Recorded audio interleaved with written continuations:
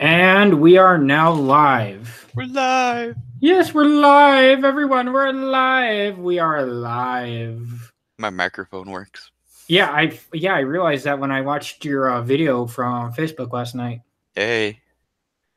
Hey, just because I didn't watch it live doesn't mean I don't watch it on my free time. That's fair. Every time you post videos, I'm either at work or I'm asleep. No, that's all right. So I'm sad that Spud isn't going to be joining us this evening. Yeah, he's playing video games with the pregnant lady from what I understand. Oh, that's always fun. Yeah. I was like, good luck with that one. At least he's having fun. I mean, I guess he's having fun. I hope so. I mean, I hope so too. That means he can just be a casual YouTube watcher when this comes out. That's right. Or maybe if his broadcast ends soon enough, then maybe he could catch us at like the tail end of our wondrous live chat here. Yeah. Oh, well, we'll see. Message him. I was like, we're doing it. Right, yeah. Oh, you messaged him? Yeah. Well, since he had told me he was going to be busy. Well, I mean, the only reason why I selected it for today and not any other day was, because the reasons I gave you guys, the wedding coming up and then this being literally the only evening I have free where I'm not either a few hundred miles away from the house or at work. Yeah. So it's like, even though I didn't want it, to be tonight, just the matter of circumstances, this is how it ended up being, was tonight. Yeah, it's all right. I just I'm having a break right now. A painting break or what? Yeah, pretty much. I'm wrapping up this project tonight, probably. But being that, I don't have set hours like a real person, I'll probably be working till like 6, 8 o'clock tomorrow morning. This is my thing. I painted Veers yesterday. Ooh. Yeah, I got him in like an Afrocorps, like German kind of paint style. Nice. So he kind of has like a silver armor, and he's got like the very tan, dirty uniform. Ooh. Because I put the Earth shade there. Okay. To kind of bring out the bumps and details. Yeah. And actually, for the first time ever in my painting experience, I attempted eyes. Oh. I mean, they didn't turn out bad, but the damn guy looks like he's got one eye going up and the other eye going down. You gave him googly eyes, didn't you? I gave him googly eyes. Yeah, I mean, it was covered up by the earth shade after the fact, pretty much. Yep. But you can still tell that an attempt was made. Yeah. Well, depending upon models, a lot of the times you don't actually even have to paint the eyes in, depending upon how the face is sculpted, I guess. Well, I mean, for Veers, his face is very fat. The fat face. Well, unlike a lot of the GW models, where their faces are kind of like smaller, like their heads are physically smaller. Yep. The especially the Legion models, but this is also akin to the Imperial Assault models. Their facial structure alone, their head models are just bigger. Okay. They have fat heads. Yeah, right. Yeah, I mean, in a way, yeah, they have fat heads. Nice. I mean, the only reason I don't have a problem with it is because it allows me to try out new techniques. Yeah. Yeah, there's without ruining my GW models. Right. Well, you don't even necessarily ruin them because, I mean... Well, yeah. As long as you're keeping your paint, then you can always paint over it, redo it. It's not that hard. I mean, I'm getting better. Yeah, paint more, you improve. That's all you gotta do. I'm doing detail that a couple years ago, especially even when I did Brett's little project, I would have probably never done before. Right. Just paint more and more. Did you see my librarian I posted? Yeah, I saw that. It was real. So you actually painted that just now? Yeah, that was last night. It turned out really good. I thought so. Yep. Yeah. Professional. Right. People pay money for me to paint. Oh, yeah. I don't do it for free. Oh, I'm making. What is this free you speak of? Right. Pay me money. No, I've already got my next project lined up too, so that should be here by the end of the week. So I'm not really getting much downtime between these projects. So. Yeah, they're really fighting on you about the whole painting thing, aren't they? Well, they're just I guess using me. Well, I mean, that's what a good business. That's what any business would do. I don't mean that in a negative way, but they're utilizing my talents, I guess, is the thing. No, that'd probably be a better way of saying it rather than saying your company uses you. Well, every company uses their employees. That's just how it is. Well, right. Yeah, right. And you wouldn't expect it to be any less. They're using me in the good way, though, as in, Yeah, they're not boning you over. Yeah, exactly. So I have the base color on all my stormtroopers done. I just need to get their squad colors done.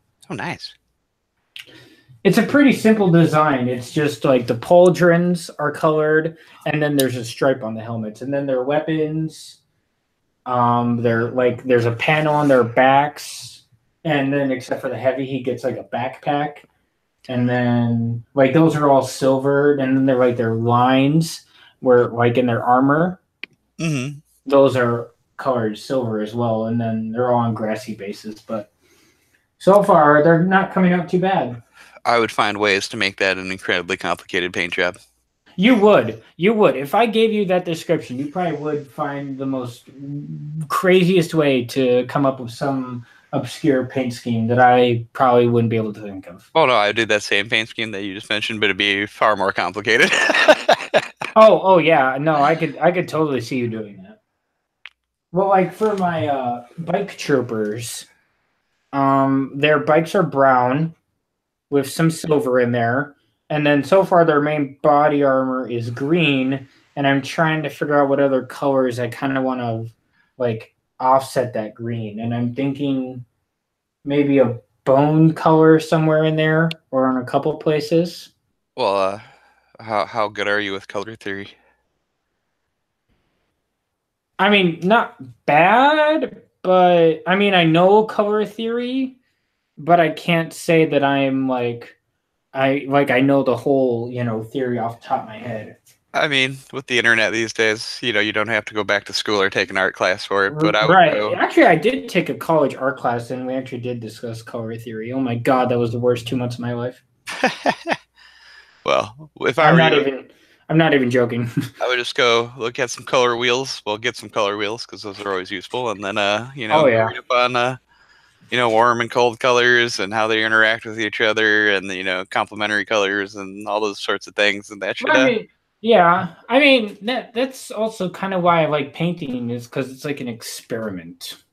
Oh, it is. It is a lot of the time. Like I'm painting my ATST, and so I have its head, and then it's like its neck joint, and then like its platform, before it gets to the chicken walker legs. Mm-hmm. I have that green, and then just like my Lehman Russes, yep. I have it like some bronze panels. I'm gonna need to do a second coat on them, but I just kind of wanted to get like a rough idea of kind of what I wanted. Right. And then I have like the main gun turret is also like that bronze finish, and then I made the legs silver. And so far, I'm actually just kind of looking at it from a distance, and I'm trying to figure out like what colors could accent this, to make it, really stand. It's very militaristic, but I also kind of wanted to see like what would make it stand out. Yeah, what would make it pop, as it were. Right, exactly. I mean, I'm looking at my color palette, that I have available. Right. And I'm trying to like brainstorm. Well, I could tell you for your green guy, you want to highlight into yellow, because yellow is a good highlight color, actually. So maybe use the Zamz Desert I have. That would kind of work. I also have a gold. I mean, it depends how far you want to push it. So I have a gold. Like, take when I'm painting orcs, for case in point, because orcs are green. Lots of green on orcs. Yeah, there's not a whole lot of detail you can do on orcs. Oh no, there's a lot of detail you can do on orcs if you want to. Really? Oh yeah. If you want to I mean, you got all the muscles and everything on them and their faces. And I mean, that surprises me that there'd be that much detail in orcs. Oh, yeah, they got like grenades and all kinds of other little bits, you know, hanging off them depending upon the models, or if you stuck extra bits on them, you know. You can make if you ever see my orcs when I'm painting orcs, I make the painting an orc incredibly complicated, but they look really good. That's why I've never finished my orc army though. I don't think I've ever seen you paint an orc army. Yeah, I have one. I've only got like I think 30 some figures for it painted out of like the almost 400 because like I said, I make it incredibly complicated for an orc anyway. Really? Because I mean, I think the skin tone last time I was complicated. That is how you explain Sean's philosophy. Needlessly complex. Because I mean, let's see here. What was I doing for like the base? Primer layer. You start with a brown. Because this is after the primer layer actually, so you can start black or whatever other color you want to use. I usually use like a mid-tone gray primer because it's a neutral primer, so you can go either way with it, which is kind of nice. Why would you go gray? I go black. Well, it depends. So it depends how bright you want your overall colors to be. So if your primer is a lighter color, it means the colors you lay on top of it are actually going to be brighter. So if I want my orc boys to be if I want my orc boys to be darker, then I want black. Yeah. But if I want my orc boys to be brighty, I want it to be like a light gray or something. Yeah, or white. If you want it to be very more vibrant. Just try that once. Like take some black paint a thing, lay your color over it. You'll notice that color is much darker. And then paint some white and lay your color over it. You'll notice your color is a lot brighter. It's just how it works. Hues and all that fun stuff. Right. But I usually start brown though as my base color because brown's actually a good base color to paint green over. And at the same time, if you're doing a bunch of leather and all that on the orc pants and whatever and whatnot. Oh, it's pretty simple to just have that brown there. Yeah, you've already got your base for all your leathers and stuff down, so you don't have to do as much work then at that point. But no, doing like the orc skin, I'd start with like a darker green. Say maybe like Caliban or something if we're using like Citadel paint, right? I posted us doing this conversation, earlier this morning when I was at work. Really? My brother immediately messaged me and was like, "Hey, I'll see you at the wedding on Thursday. Also, send me a link so I can watch." Hey. And I was like, oh, like I was thinking, like, Mike, you don't really know anything about what I do. Oh yeah, we'll find out. I mean, if no one's watching right now, but later on in the stream, we're probably gonna have some viewers. But like, if he comes back and watches this. I'm sorry, Michael, by the way, if I'm kind of dissing on you, but you don't know what I do. Anyway,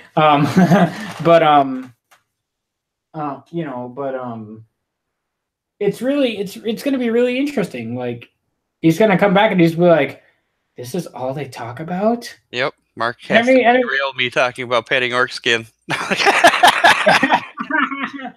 Well, yeah, orc skin gets boring. They're orc boys. What do you expect? But you can make it really complicated. Like I do. No, you make them needlessly complicated. Yeah, the rest of us just want green boys. Prettiest orcs ever. Oh my god. This is why you'll never field them in 40Ks, because you'll never get them done. I've played them. They're just mostly not painted. Yeah. I asked you once if you wanted to bring orcs, and you're like, I don't know an orc player. Yeah, I have an orc army. Yeah, and then you flat out denied me, saying, yeah, I'll just bring my Raven Guard players up at the den. That's true. Oh, yeah, that's true. But I've always wanted to fight an orc army. I brought my orc army up there once and steamrolled a couple people with it, and that happened. Well, I remember many years ago when I first joined the Gamers Den page. Yeah. There was a photo. And it had an army of orc boys. Mm-hmm. and it was fighting off against some army. I don't know what they were. I think they might have been some sort of Space Marine chapter. Okay. And it was just, it looked like they were like the orcs were steamrolling the guy. Oh, they can. But I was like, well, hold on. Aren't these guys comparable to Astra Militarum except orc? Well, no, like especially now. Once orcs get their book, I think they're gonna be like really good. It's coming out in October. Yeah, it'll be Orktober. You mean Orktober? Comes out Orktober. in October. But no, I have a feeling when they drop that book, as long as they don't make it crap, essentially, which is possible. What you mean that they completely nerf everything good about the orcs? Well, they'd have to totally change the orcs right now, because even the index version of orcs, I mean, not a lot of people play it, and you don't see it at tournaments because you need to. There's really only one viable orc build right now, and that's just boys. Lots and lots of boys. Well, that's because the book hasn't come out. The moment the book comes out, the moment people are actually going to start taking the orc boy serious. Well, yeah. I mean, it's not like they're not serious right now. It's just. Well, I mean, how many other books do we need? I mean, God, there's what? 5, 10 more books, something like that need to come out? Right. But no, 9 books? Get actual like more stratagems, because the chapter approved ones are even pretty good for the orcs right now. They're mob rule stratagem and whatever. I forget the other one. But no, like orc boys, like if squad orc boys hits a unit, they throw like 100 dice when they get into combat or more. So the sure way to dice is why orcs will win a lot of the time right now. It's just, it's pretty That's brutal. crazy. But once they get stratagems, though, like everybody else, they're gonna be pretty scary, I think, depending upon the stratagems they get. See, that's crazy. That's like insane. But I could see it where they actually become the #1 army once they get a book. They'll like be one of the top armies, I think. So what you're theorizing maybe is that like it will be orc boys, then it will be Imperial Guard, and then it will be all the other factions. Possibly, yes, because basically the exact reverse of 7th edition. Yeah, I mean the 7th edition orc book sucked, so they. Well, I mean, so did the 7th edition Imperial Guard book.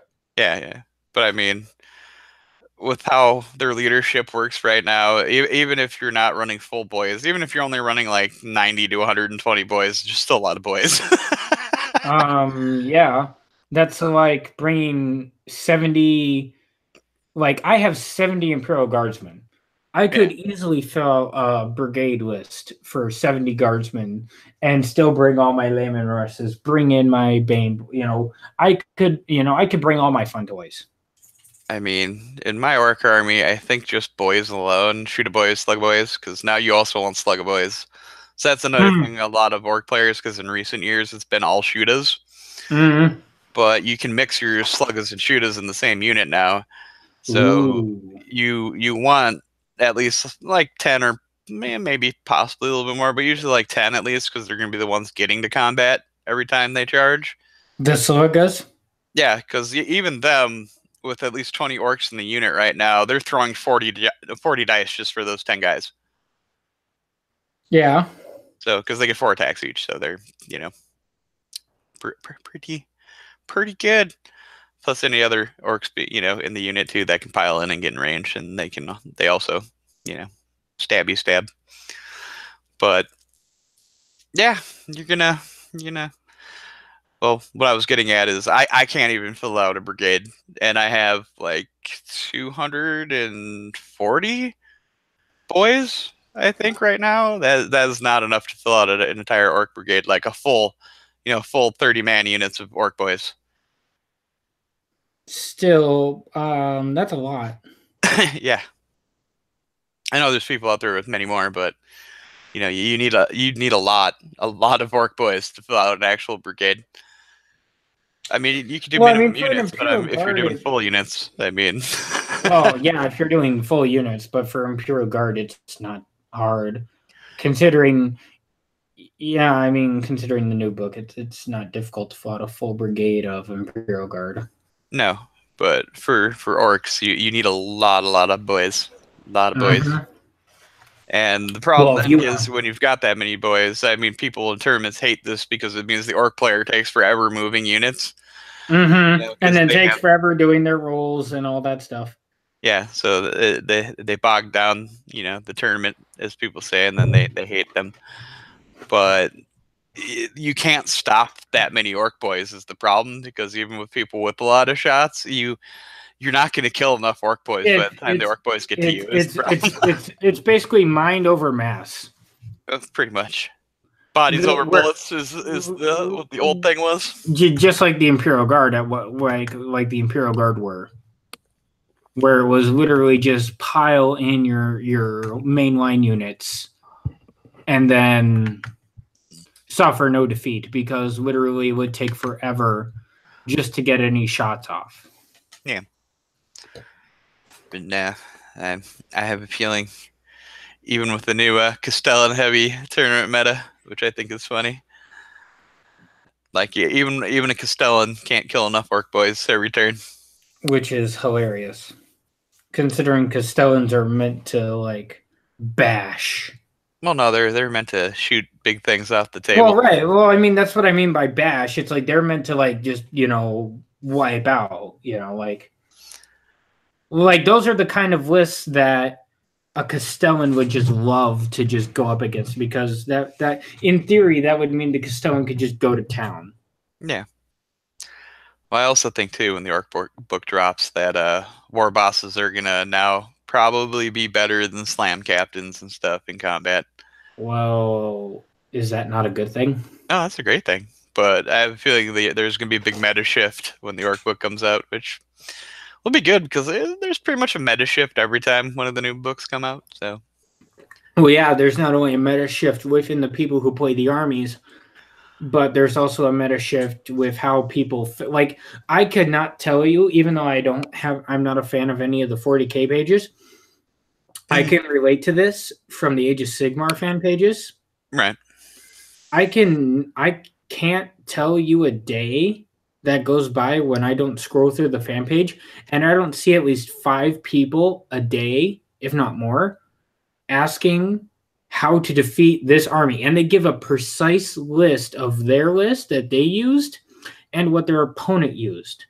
Like exactly the amount of models, the exact HQs, and even in some of the cases, they even give like the abilities, or the like a special, like a totem or a sword, or stuff like that. Mm-hmm. And I cannot tell you how many like times I see that a day on the Age of Sigmar, even on the FFG Legion page I'm a part of.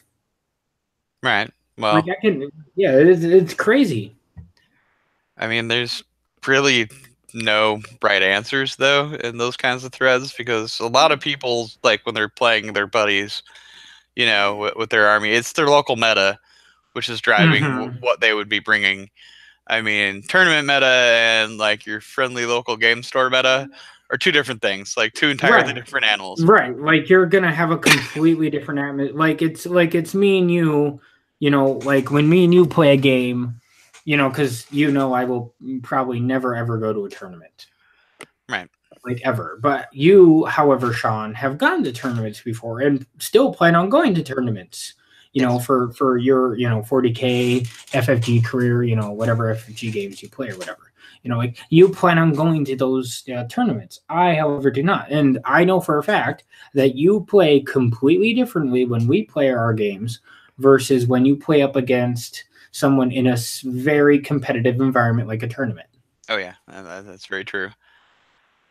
I know some people complain that I win all the time at the den, but I have not brought any serious lists to the den. So. Well, no, the only reason why you win is because you don't bring a cheaty list, you bring a solid list. Yeah, no, I usually bring a well-rounded one. You've used your years of experience to formulate what works best, and you bring that and you play with it. I brought some experimental lists up there. Like I one time played a Primaris list where I didn't have like any heavy weapons at all. It was mostly all like bolters and stuff. I bet that was interesting. Yeah, no, it was fun. It was a fun game. It was all a lot of heavy bolters, just a lot of bolt guns, bolt rifles, all that stuff. Bolter everything to death. It worked, which was kind of funny. Right. You know, it's okay. But I mean, it's not only like, again, I have been playing 40K for a very long time, but and no offense to my fellow Den players, a lot of them, they don't read the book. So when you have a good grasp of the rules and how the rules interact, the game is much easier for you to, play because you know how everything works. But when people don't have that kind of knowledge, they can't make, the most informed decisions when they're moving their pieces or choosing things to shoot at, or all that fun stuff. So, I mean, knowledge is power, as they say. So, well, knowledge is power, but there's only rare instances where, like, I've won just by a unit itself and dice, which was actually last weekend when we were playing. That was one of those times. Right. I mean, because when we've been playing 40K lately, I brought the same thing for the past 3 months. I have not changed the list at all. Yeah, I'm kind of annoyed by that, but that's just my own personal gripe. Is like every time should be maybe a little bit of an experiment. I mean, unless you brought a really solid list like you have. I mean, I noticed you haven't changed yours at all. No, it's not even a solid list. I'm lazy is my problem right now. That's why I bring the list I've been bringing. It's just a night list, but it's all it is a Crusader and 2 Armigers. Because the other thing too at the Den is we usually always end up playing team games is the thing. So I don't even bring a full 50 because they play power level all the time. I don't even bring a full 50 power level. I'm only bringing 46 when I show up right now. That's what I've been bringing. Well, right, but the thing is, you don't really need anything more than that. No, which is it's because I mean, really, like I've said just now, it's the same list every time. So if I'm playing, people should have come up with a counter to the list by now, and it hasn't lost yet, which is the sad part to me anyway. I've been expecting this list to lose, but it hasn't been. Well, that's because you're also doing something that no one expects. In the first week, maybe, but 3 months later, you should see it coming. You know what I mean? You've seen this before. Right. And that's their fault.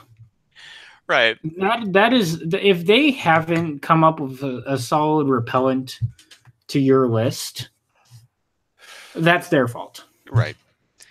But I mean, I can tell you why they lost the game, even though I was rolling hot. Wait, so who won Saturday's game?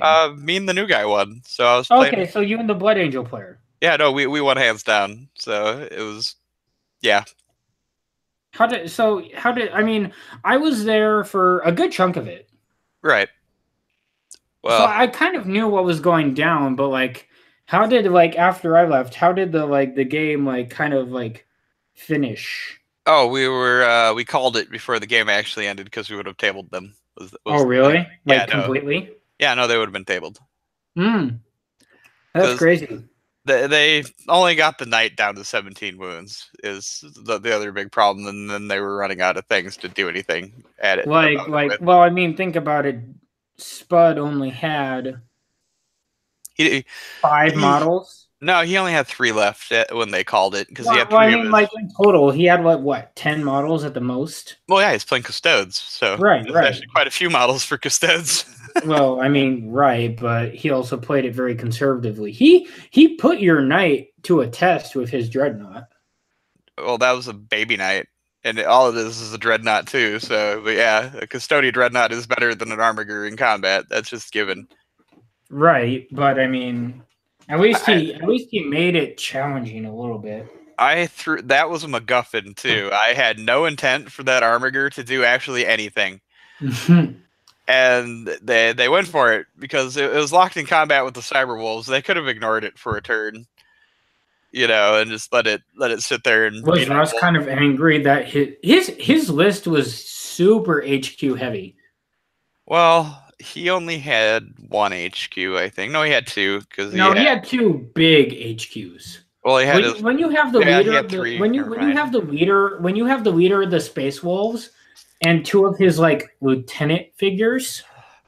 Yeah, well, that's a lot of power. That's a lot of power level. Yeah, Logan got chumped though. He died pretty quickly. Yeah, well, it doesn't help. He was literally going up against a knight. Well, that actually shouldn't have mattered too much. Well, one, like the mistakes that were made, being that Dustin was playing Custodes, he only spent the one CP to put one of the captains in Deep Strike, so he only put one unit in Deep Strike. He actually should have put pretty much all of his guys in Deep Strike other than the Dreadnought.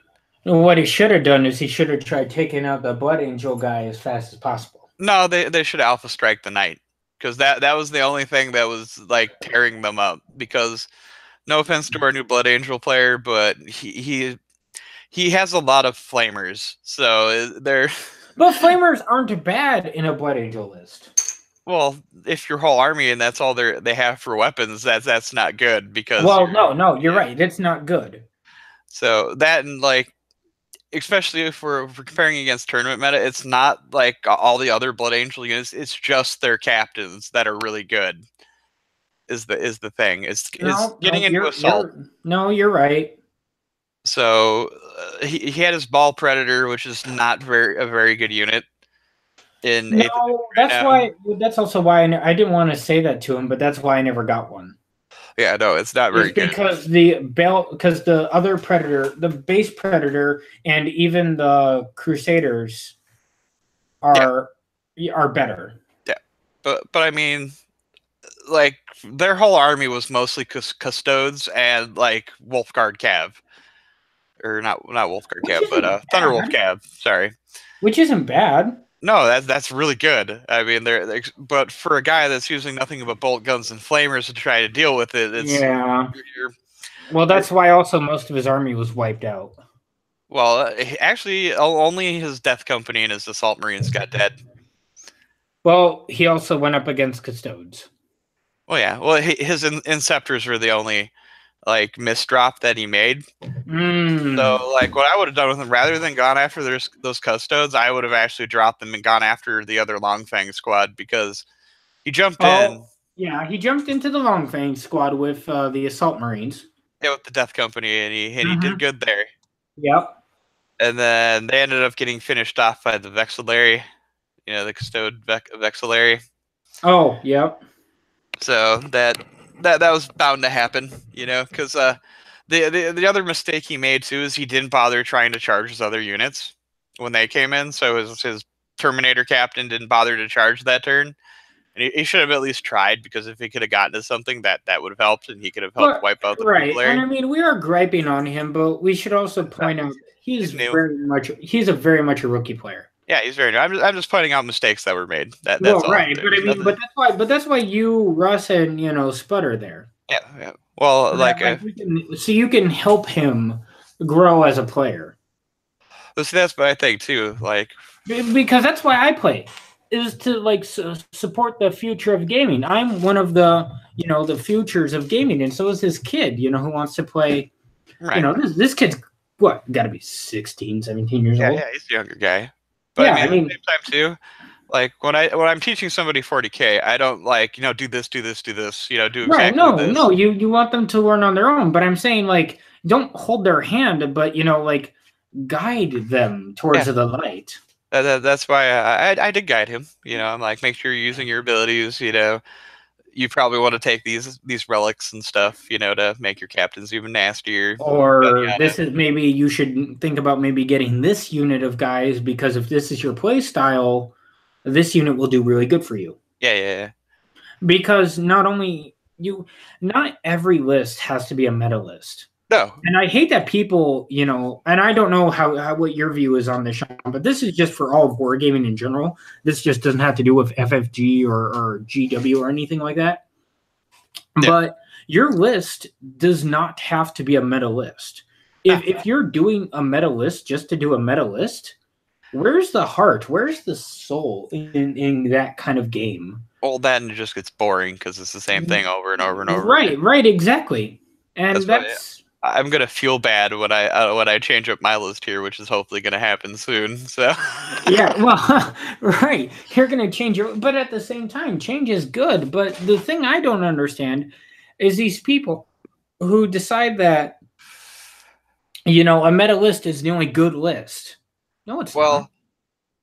From a fun perspective, no, a meta list isn't the only good list because. But the thing is, if you wanna enjoy these models for years, right? Don't just get a meta list, because in about a year or so, you're gonna look at those models on your shelf and you're gonna be like, "The fuck did I buy those for?"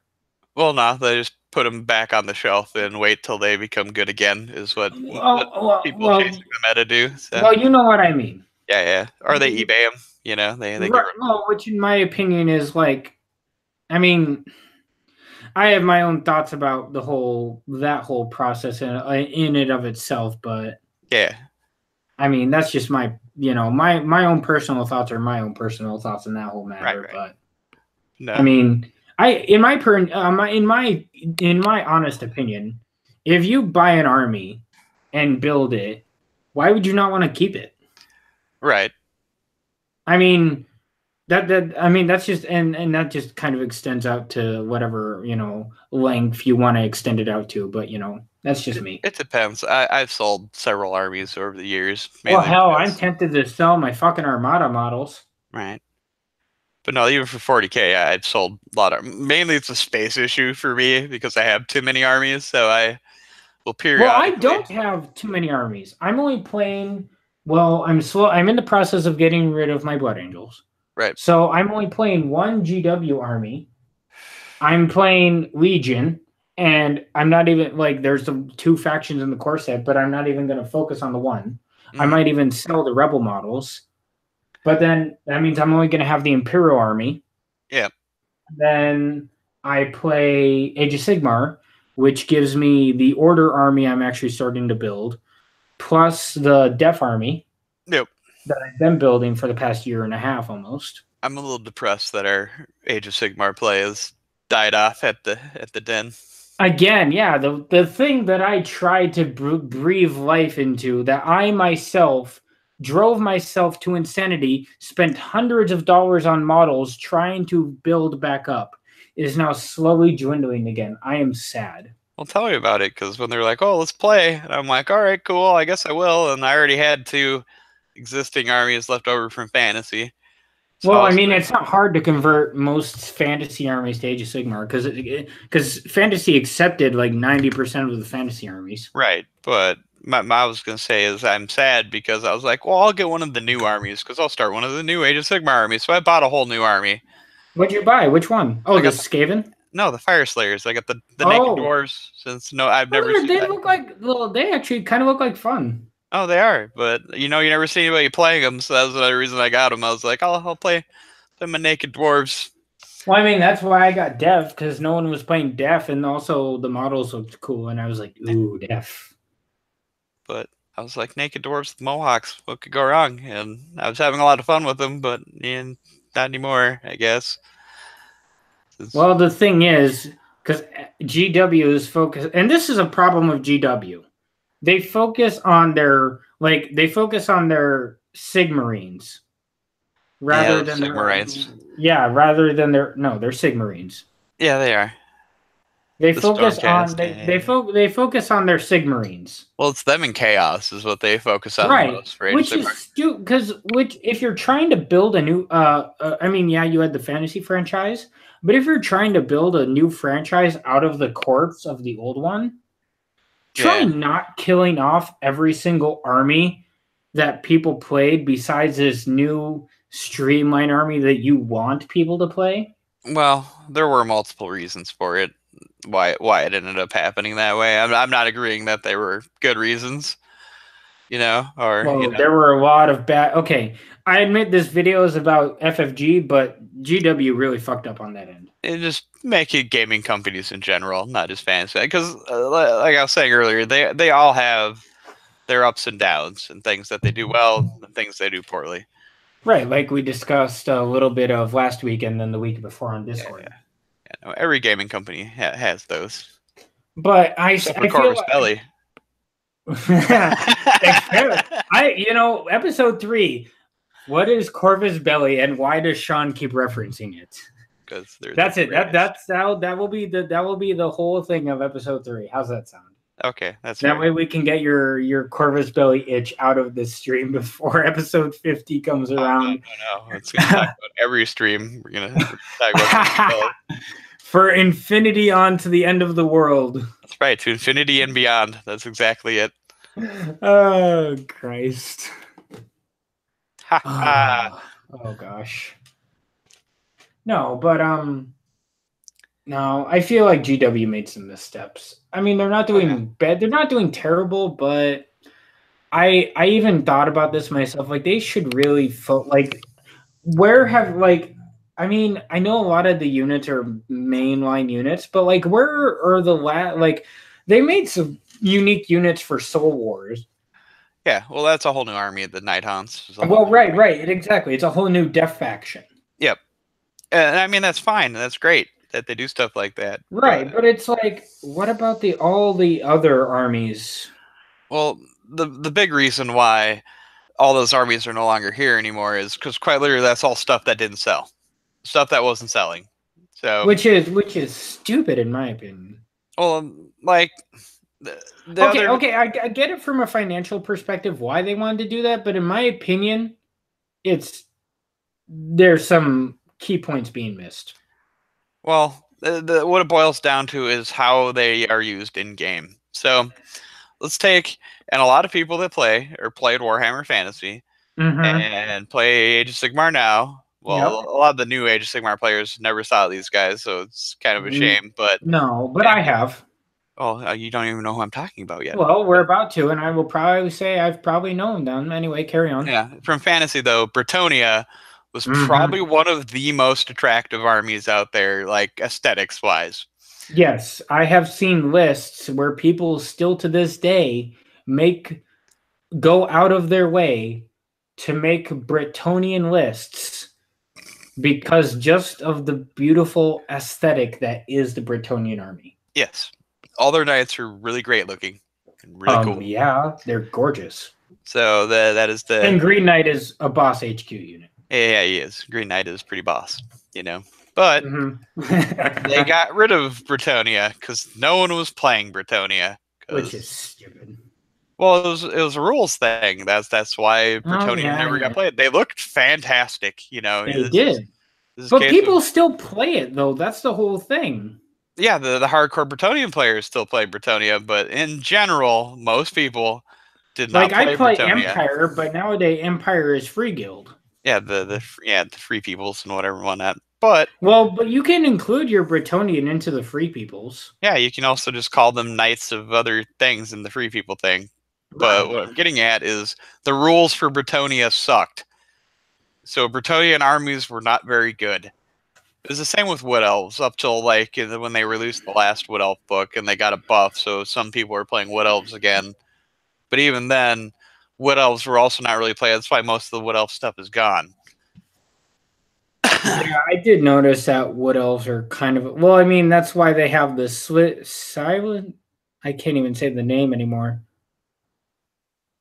They're basically fucking Wood Elves. Yeah, in the new Age of Sigmar version. Yeah, they're Aelves now. Yeah, but everything is fucking Aelves. Even the IO Deepkin. Idoneth, yeah. Yeah, even they're Aelves to a point. Yep. So, but yeah, no, they've essentially got rid of a lot of the older stuff. The only one they kept around, and the reason why these guys were kept around is because they were relatively new. Like the models were relatively new, and that's the Lizardmen, the Seraphon. Oh, that's the only reason they still carried over the way they are right now is because a lot of those kits are relatively new. So when you have all this new stuff and you spent all the money on making all this new stuff, getting the molds and stuff made and all this other all that stuff, and having all this inventory, you need to move it still. You know what I mean? Right, and it doesn't. And also Seraphon is also a very top tier army. A lot of people. Really? No, they're not a top tier army. I was under the impression that they were. No. Their book was one of the first battle tomes in Age of Sigmar, among the first, and their battle tome is terrible. Haven't they gotten an update? Yeah, in GHB2, they finally got access to like faction abilities, and it didn't really make them like as good as anybody else. Is the thing they just made the Slan less useless. Is what they did in that book. Oh, I thought they were, because how everyone had always been advertising them as is like one of the, best armies, to field on the side of Order next to the Sigmarines. Nah, when like obviously with all the different Stormcast books, Stormcast are relatively good. Obviously. Yeah, just because there's actually a lot of variety in them, and you have a lot of options for Stormcast. Sylvaneth is actually one of the better ones, just because Alariel is such a retarded model on the table.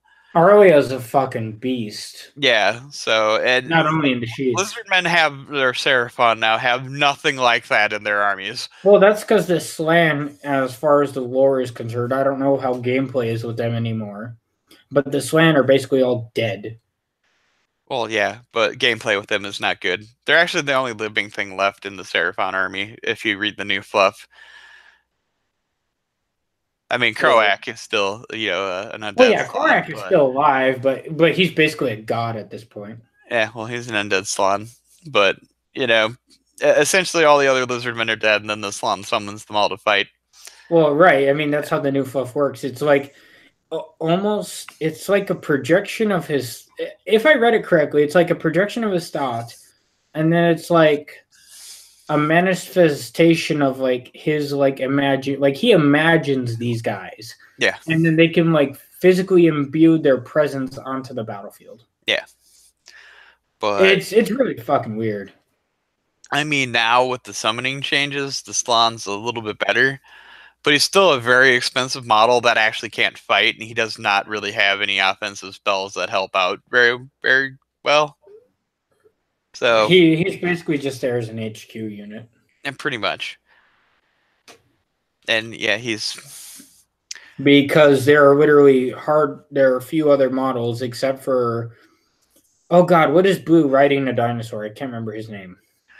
What, an Old Blood or yeah, it's remember that game we had long time ago? Yeah, that was Scarvet. Scarvet. Yeah, him. Yeah, you've got two options. It's an Old Blood or a Scarvet can be riding on the Carnosaur. Right, but I mean, like, those are really the only two options next to having a Swain as your HQ unit. Even though it's almost required to have a Swain in your HQ unit. Yeah. Even though I was running my Sunblood as my HQ in that game. Yep, I know. I remember that. But, I mean, now, Lizardmen got a little bit better, especially in the first edition of Age of Sigmar, where you could just target leaders. Because I think now they have the same thing, kind of like in 40k, where you can't target them unless they're the closest thing, with like ranged attacks or something. Mm-hmm. I'm pretty sure that's the thing now in it. So that makes it, makes the Lizardmen a little bit more viable. Before, you could just pick off their leader characters, and that was what was making their army good. So as long as you're killing the leaders, you're taking the linchpins out of the army essentially, and then it becomes not so great. Right. But yeah, because like all like your Taurus Guard and whatnot would get buffs if there's a leader nearby, and if you take away that leader, they're no longer getting those buffs, and then they're not as good anymore. So let's get to the main topic of the video. We're about an hour into the stream, and I thought it might be now would be a great time. I know I'm trying to segue us, but I think now would be a good time to try to get us into like the main topic of the video. All right. And that would be the problem or everything wrong with FFG and two dumbass gamers versions of how to fix it. Oh, okay. We can do that. And those dumbass gamers would be us. Oh, okay. Because we're not professionals in any regard. We're just two gamers who love wargaming. Yep. And Fantasy Flight doesn't do that. Oh, I love some of their games. Dark Imperium is a good game. Or no, not Dark Imperium. Fuck. The Imperium game. Twilight Imperium? Yes, Twilight Imperium. That's a board game, though. Right. But okay, this is just FFG in general. Yeah. They do board games. Right, Twilight Imperium is not bad. Yeah. That's actually one game that they haven't completely jerked over. Well, Fantasy Flight does decent board games. They write some shitty rule books for board games. They've gotten better about it, but well, right. They do board games very well. They do. And that is, well, and that's also kind of one of the disclaimers I wanted to say at the beginning of the video before FFG fanboys, in the future might comment, oh my God, you guys are so slanderous against FFG. What the fuck? Could you? They do living card games pretty well. Yeah, and their card games are pretty decent. They're comparable to companies who have been around for far longer, doing far more competent card games, or card games like Wizards of the Coast, they're in direct competition with Wizards of the Coast in terms of card games, and they don't do half bad. Yeah, theirs is at a CCG, and by the way, does the Den carry Magic cards? I swear to God, that post from a year ago, I'll fucking slay you. That's it. Next time we're in a fucking war game, I will slay you. Jesus Christ. Bring up my old posts, why don't you? Never let me lose that. Let's bring up one plus year old fucking posts about me trying to discover something new, and then Sean has to be a dick. This is the subtitle of this series. Sean and Spud are dicks to Mark. That's about a damn as good subtitle as you're gonna get. And Sean is a dick. That's what you should just type in the title of the video. Description in the comment, in the video, it's gonna be in parentheses. The title of the actual video, and then in parentheses it's gonna be Sean is a complete dick. God. But that is one thing that Fantasy Flight could do if they want to actually grow more. Right. They do decent card games, so what they should do is actually start a CCG. They could probably do one. They could probably do a pretty good one. Honestly, they have enough staff and enough, they have enough coherent writers to be able to make a decent table. I mean, Legion is not good, and we'll get to that later. But the writing for it isn't terrible. So they have enough writers on staff, and I've even seen their Lord of the Rings games and whatnot. I don't think they even do those anymore. Well, no, but I'm also just looking at FFG as a whole. Yep. They from what I've seen, they have enough people on staff and enough background to where they should be competent, and like you said, make a decent CTG. Well, this is the thing though. So, Fantasy Flight themselves do not do good IPs. They do not at all. They have not had that I will actually agree with you on. The only semi-successful, and it ended up not being successful, one that they did was Dust Warfare and Dust Tactics. So the Dust setting. Oh. Well, I mean, I agree with you, but then there will be those guys in the comment section or those on other video platforms who'll be who are complete fanboys of Dust. Yep. And if you say anything against it, they will rage you to the ends of the world. Well, that's like with anything, but the game was right. Hey, I like Dust. I bought a bunch of Dust models. I have a bunch of Dust models laying around. Dust was before my wargaming time. Yeah. None of them will ever be used because no one plays Dust. So, And the only way you'll probably get rid of them is by eBay. Maybe. If anybody even wants them. But, there are some people out there who would want them. That's possible, but, It's like a War Machine. No one plays War Machine anymore. Well, people still play it, but... I have never... As much as people have talked about it at the Den, I have never seen War Machine play it. Yeah, no one plays it at the Den. You have to go other places to play it. But I have 3 armies for War Machine, and I don't play it either. So, Well, not doesn't small that just armies kind either. of I have 3 rather big armies for it that I'm thinking about Sean, selling because they're eating Sean, on Sean, space. are you admitting a guilty pleasure? What? No, I'm admitting I have a bunch of useless shit laying around.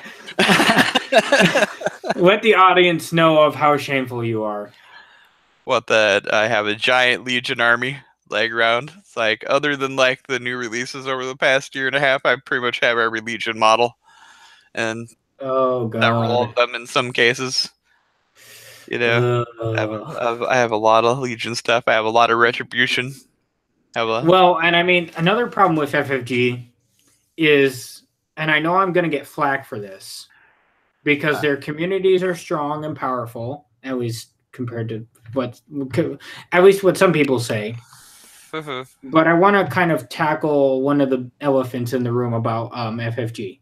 What? And that would be their Armada and their X-Wing line. Kind of something we kind of talked about in private a little bit before we started the live stream, but something I really think needs to be tackled. All right. There are those, especially even at the Den, who will religiously, I believe, to a point, defend at least X-Wing. I don't know about Armada. But I mean, is it because Fantasy Flight put out a good game, or is it because they really like Star Wars? And that is where you come to the crux of the issue. I mean, am I wrong? No, you're not wrong. That's. I mean, I got Legion.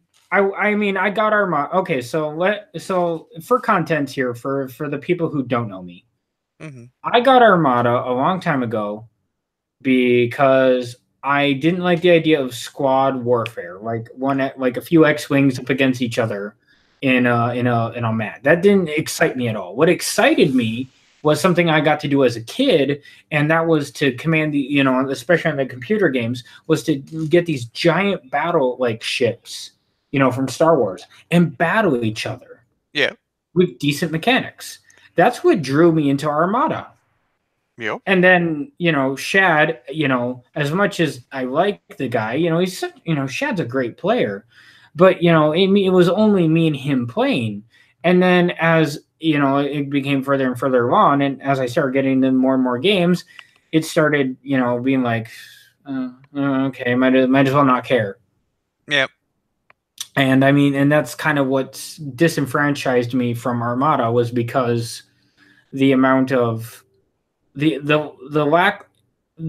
amount of love that I wasn't receiving anymore. And then for the fact that, and you and me, Sean, we pointed this out on a Discord chat we had about a month or so ago, and you still kind of make fun of me for it. But it was the fact that FFG hadn't released a single model for Armada in over a year. And then, like I just pointed out to you, like just last week, they brought out, for those of you who don't follow FFG's website or their Facebook pages and stuff, they released the Executor. Or it's basically, it's basically the Executor. You could say it's a Superstar Destroyer, but it was easily theorized, they're going to have the Executor, the Night Hammer, and probably a few other basic upgrades from it. But it was easy to tell that, and it was the only model that had been released ever since it was near the end of last year that they had released. It was at the tail end of the release of Rogue One, where they had released Proximity, which was the ship in Rogue One with Admiral Raddus, and then Thrawn's Chimera, and then a few other different Star Destroyer upgrade cards, they were Q-Out drive ships or something. But there was at least a good 7 to 8 months, if not more, in between the two releases where we were receiving no model upgrades at all, no wave expansions or anything. And then all of a sudden, after 8 months of silence on the game, FFG just randomly releases an article without any content at all and says, hey, we have this new model for Armada. Please buy it. It will cost $250. And it's the Executor. And it's 2 feet long. It's literally as long as the deployable game board. As I was telling my friends, and as I told Sean, this unit, the moment you place it on the battlefield, you will not be able to move it. Sean, your thoughts? Go ahead, Sean. My thoughts? Cash grab. Pretty much. But I mean, go on from there maybe. Well, their issue is stagnation, which is the problem with a lot of their games. They just get stagnant. I know they're trying to fix that in the new X-Wing version that's coming out or came out, one of the two. I don't follow it that closely because I don't really care about Star Wars. Sorry, Star Wars fan. No. And I don't think anyone will get, and this is a wargaming channel. I don't, even though I have a lightsaber and a stormtrooper helmet as my channel icon, I am a fan of Star Wars, but I will, as said the last video, I will not harp in to try to wreck Star Wars. Yeah. I am not above, but I only do it because I love the franchise so much. That's okay. I do it out of love. Yeah. But no, to me it just screams a blatant cash grab since you get the big shiny model. Look at how amazing it is. But right. If I remember correctly, they still do the card thing, so you need to buy like multiples to get enough cards. So it's like, oh, don't just buy one of these, buy three. Yeah, but like but like it says, it's a you have a 3x4 deployable game zone, right? And at most a 6x4, and you're literally having a 2-foot model. How in the hell are you going to move that thing? Well, can't you move it after the first turn? Yes, you can, but the thing is, the measuring tools we have for Armada, that thing would have to have modified, like personalized movement tools. Well, it should. You would expect that. Well, I would expect that for $250 fucking dollars. Yeah, but I'm betting it doesn't. I'm betting it doesn't either, which is just gonna piss me off. Well, that's the thing too. But that's why I'm not gonna get it. Yeah. Or that's why I haven't bought any Legion, or that's why I haven't bought any Armada stuff. Yep.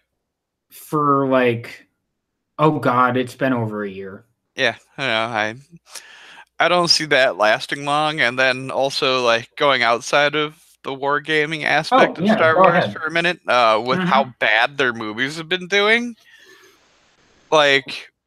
Disney is a big company, but you can't keep eating losses like that. Is the problem? Well, okay, here's the thing about the Disney Star Wars. Financially, they're doing fine.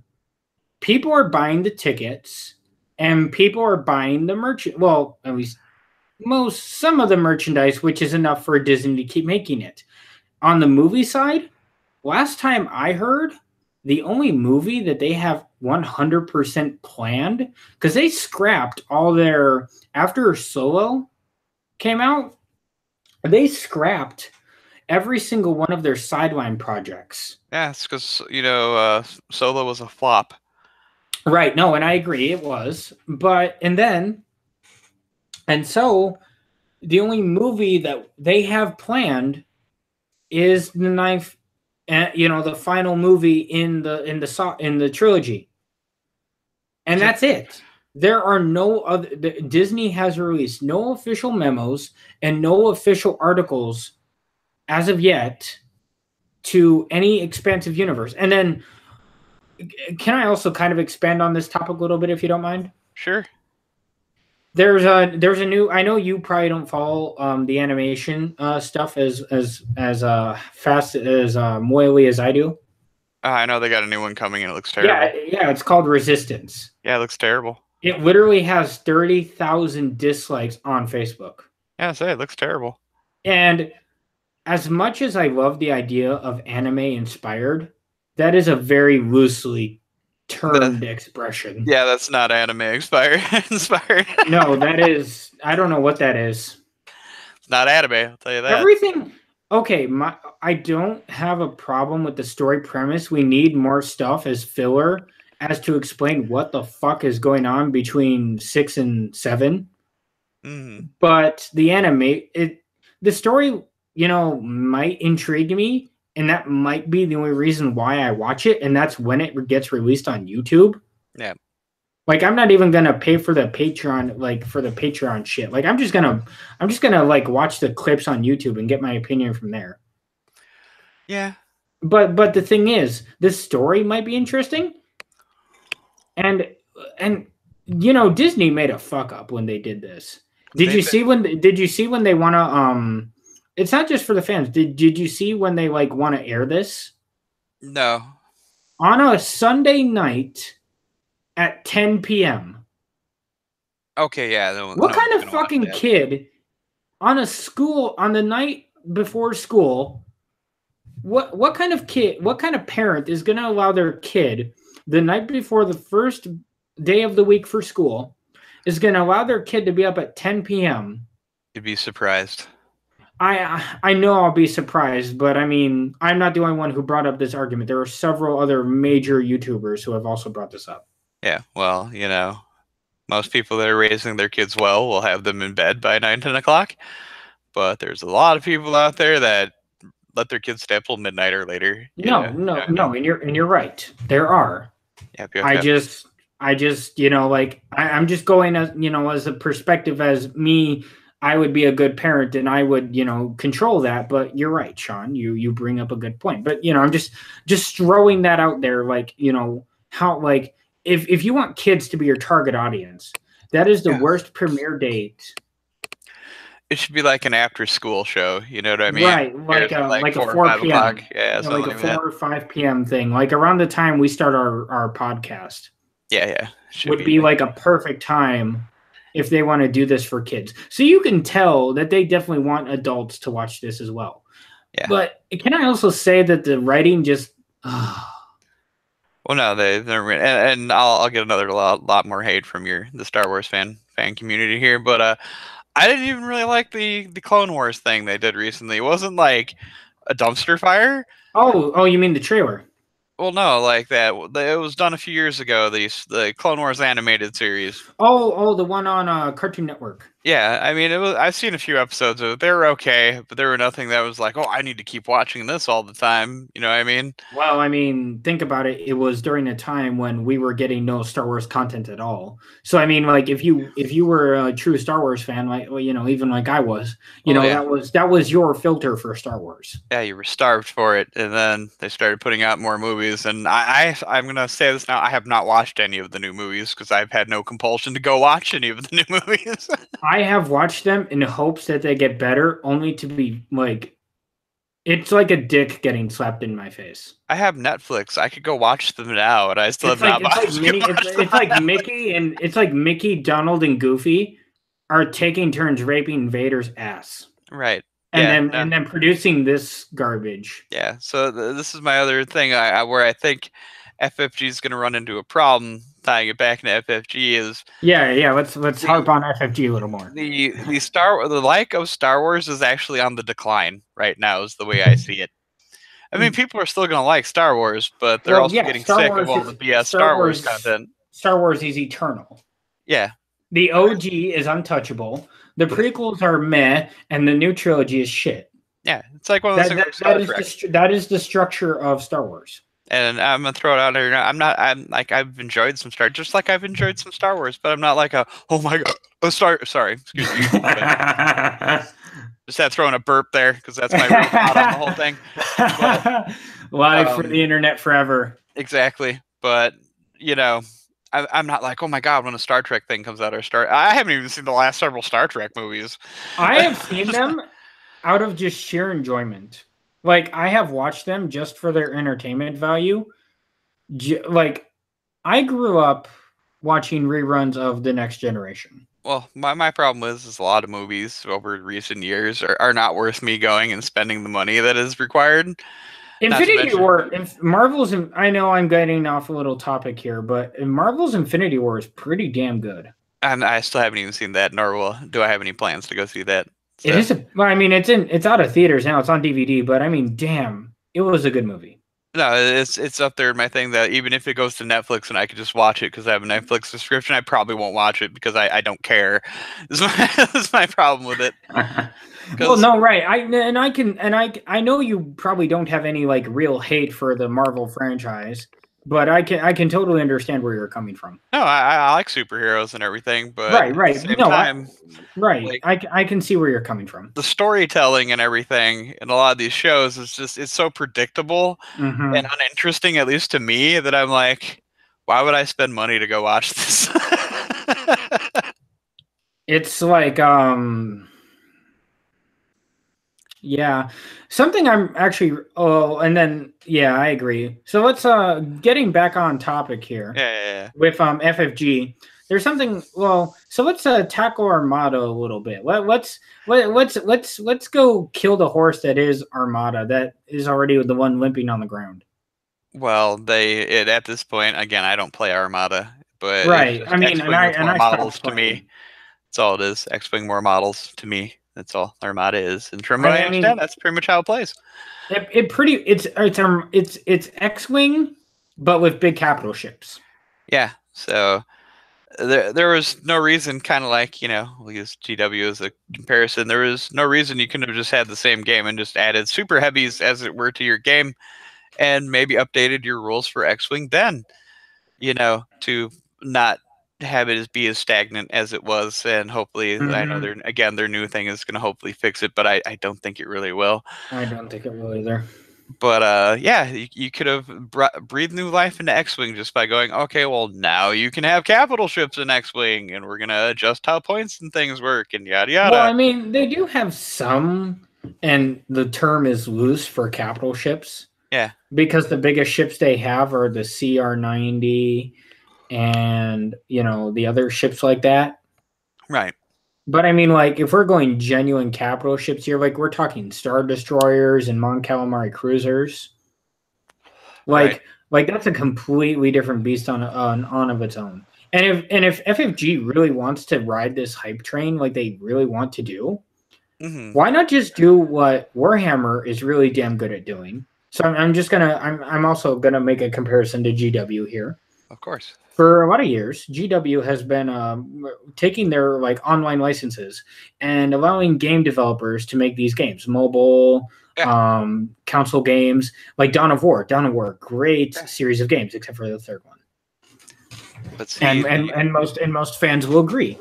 And so I think sometimes, well, why? I mean, I know FFG isn't as big as company, but I'm sure that with all the profit margins, why doesn't FFG just decide to put some of that extra funding towards maybe going towards a small time developer, even if it's not for like console, do it for a PC game and release like an Armada / X-wing like game.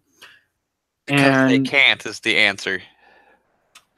You're right, but the thing is, they have the Star Wars license. So I mean, they only have rights to the license that Disney granted them, i.e., to make a tabletop game.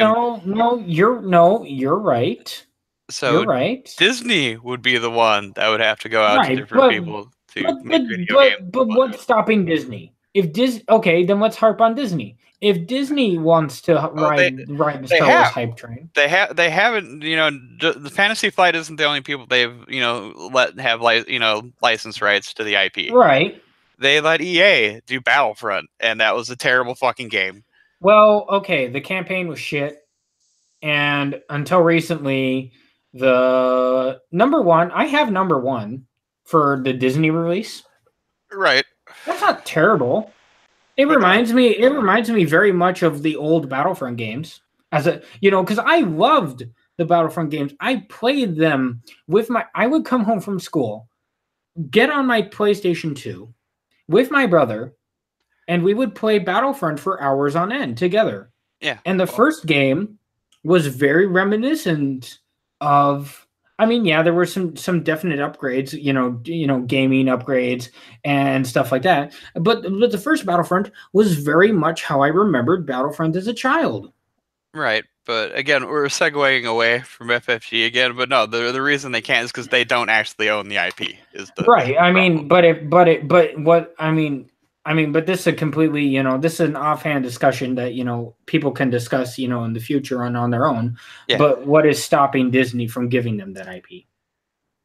Because they're not a game development, other than like tabletop games. They're not a software company. This is the thing. Well, neither is FFG or neither is GW, but yet they still create software games. Not themselves. They license it out. Yeah, exactly. And Disney has done that. They licensed it out to EA, and EA, made a trash fire out of the last game. So that's see, that's what I like about Games Workshop. You're noticing a trend here, though, with Star Wars related products lately that they right. No, I agree. but that's the thing I like about Games Workshop is that they have direct control over their IP. Yeah, and there is no parent company above them. And on the game side, they haven't just gone with like EA. They go to like one of the biggest developers. They've actually gone with a lot of smaller developers for a lot of different right. But and that's how we got Dawn of War.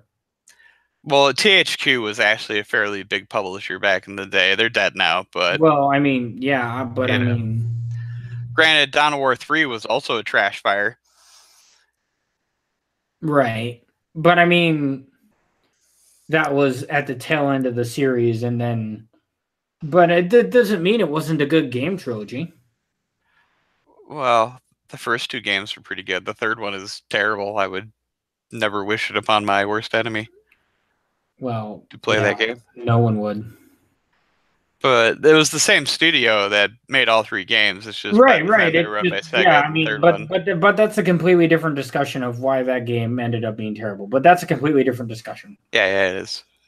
But no, yeah, GW does handle their IP a lot better than Disney does in this instance. Right. Yeah, and that also kind of makes me angry. But the thing with GW, though, is they actually own their IP, unlike Fantasy Flight, that does not own the Star Wars IP. So they don't. The only IP they own is Terranov. Pretty much. And the Legend of the Five Rings. Yeah. Pretty much anything made in-house. So for those of you who don't understand FFG, if you have no idea what the fuck I'm talking about, that probably means it's owned by FFG. I suppose they kind of own Arkham Horror, but it's not like it's an original IP on their part. Okay. They own it. That is a fact. They do own it, but they didn't originally own it. No, it was given to them pretty much. It was sold to them pretty much. Yeah.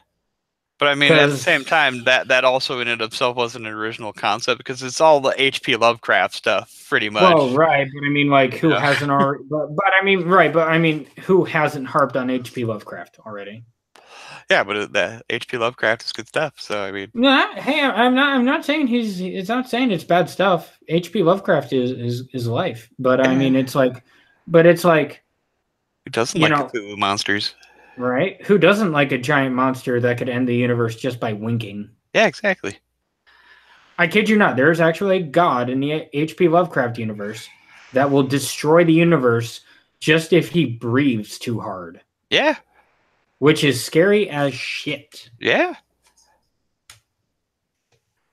That's some weird, that's some wacky stuff. Like H.P. Lovecraft was on some meta drugs. Right. But we're getting off topic again. Yeah. We're now talking about Cthulhu stuff. Let's get back onto so we ripped Armada apart. We ripped X-Wing apart as best we could. We kind of have. I mean, we haven't talked about how to save them yet. Okay, so how would you save them? How would you save those IPs? Okay, so what we need to do in X-Wing and Armada is we need the Rose Tico Millennium Falcon.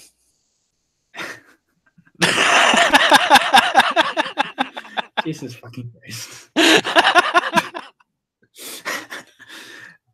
Sean, you said you wouldn't bring it up this episode. You know Rose Tico was coming. Jesus Christ. I wasn't expecting her this soon in the stream. Well, we're like halfway through the stream now. It's a good time to bring out Rose Tico. And then that'll also save Legion too when you add Rose Tico to Legion. It'll revitalize Legion. Oh, but no. That's essentially the crux of their problem. Is there's so many terrible characters in the Star Wars universe now. It's like, but genuinely, how would you actually try to maybe like save these IPs? Maybe like if you could scrap together, like how would you try to save these IPs? Make real war games out of them rather than these, from my point of view, like proprietary like board. They're not really war games is the problem. So no, they're like board games with extra movements. Yeah, that's exactly it. It's a board game without an actual game board. I mean, you can get a mat or whatever. I could literally get a plastic piece of board and then have that said be space. Yeah, exactly.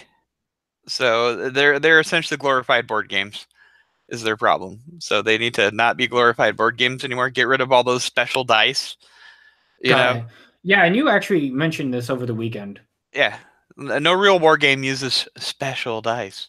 No, they use D6s. Yeah, D6s, D20s, whatever other basically follow D&D. Polyhedral dice you want to use.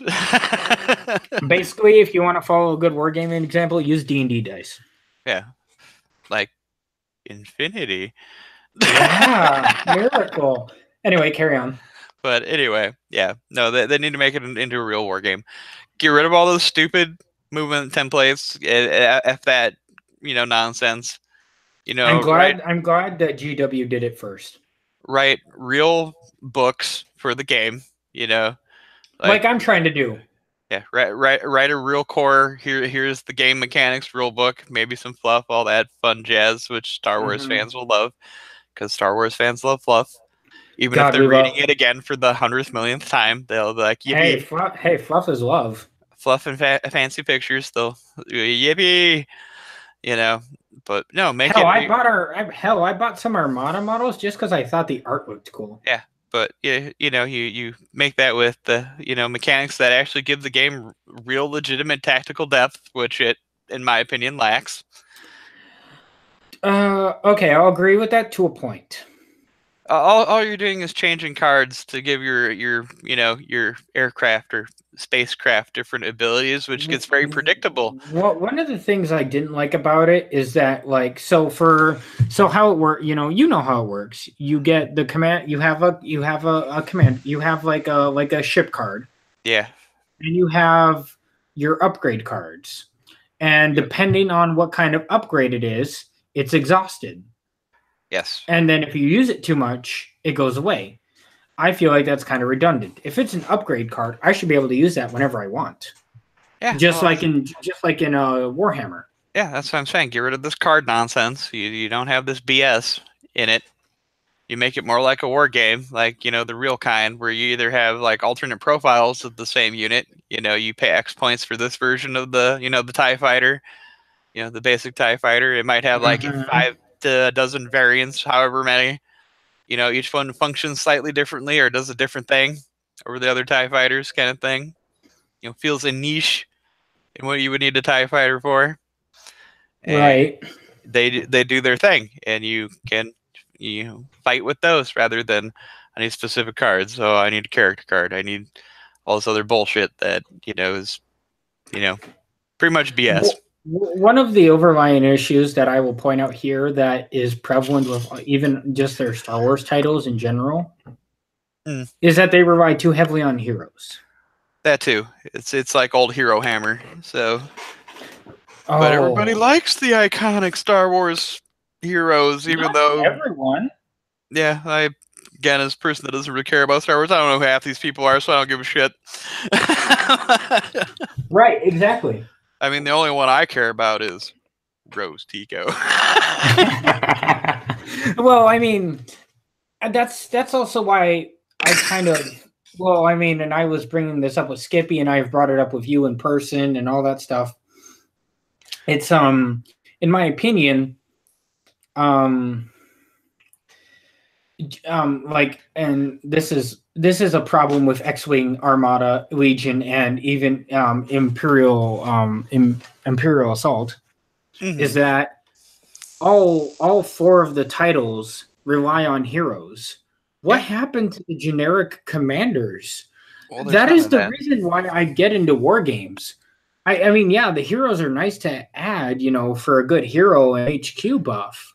Yeah. But and I mean, this is also kind of harping on the what you want as a proper war game. How often how often was Luke Skywalker in a nonchalant battle against the Empire? Yeah, exactly. He wasn't in every single battle, but these games that FFG releases would make you think so. Yeah, and that's the thing. They need to again get rid of all that character bullshit, all those stupid cards that are just have some generic commanders. right. Like I was telling you and Skippy and Spud and all them guys, they need to release a pack where you get like 1 or 2 commanders for each faction. It costs about $12 dollars. You get 2 random fucking commanders with different poses. And you get some, even if we're going, and I know I'm gonna harp on the whole Legion like thing a minute, and here we're gonna harp on that in a few minutes, but and then have them have their upgrades, like give them both generic ass upgrades, but have them be somewhat useful as commanders, because I don't want to go into a battle where I want to spend fucking 250 points on Vader or 140 points for Veers. Fuck that noise. Well, yeah. But again, that leads just to the problem there, because I think even Legion uses cards, and yeah. Legion, no, every single, even Imperial Assault uses cards. I understand they've changed it slightly with the new X-Wing, because apparently they have a data slate like thing similar to 40K, but I mean it's still shit. Yeah, I mean they just need to redo everything essentially to make it into an actual war game. Because everybody bought 3 to 4 TIE fighters and all this other shit. You only use like everyone bought fucking 2, 3, 4 fucking core sets. Yeah, exactly, of everything. Right, of everything, right. You only use one of the models out of there, you know what I mean, or one of each model. Well, why don't you make it into a game where you could use all those models? You know what I mean? There's a guy I follow on YouTube. I can't remember his name. It's like Carbach or something. Yeah. And he buys 2 or 3 of every single thing that comes out for every single game. I kid you not. He has walls dead, and I've only ever seen him exclusively buy FFG products. Well, sucks to be him. Right? Armada's dead. Well, I mean, it might as well be dead. Pretty much. X-Wing is, I don't know. I think they're trying to give it a second heart, but it's not working. I mean, as far as the fans concerned, they don't give a shit. It's X-Wing, so yeah. But the thing is, too, like fan interest has also declined a little, which is. Well, yeah, I mean, did you hear how ecstatic that guy was when he was talking about his like conversion kit and all that stuff when I was talking to him? I don't know if you overheard. No. But he was so, I can't remember his name, but he's one of the X-Wing players. And he's also one of the card game players, but he sounded so bored. It was like, oh yeah, this is a conversion kit, and it's like, dude, you do not sound excited at all. Well, that's the thing though. Why did you need that? I know they must have changed something slightly, but it's no, they drastically changed the game. Well, that's good then. Everything fucking flipped. No, it's still the same bullshit. It's still the same bullshit dice and maneuver templates, but it's like they changed like a bunch of other shit about it. Yeah.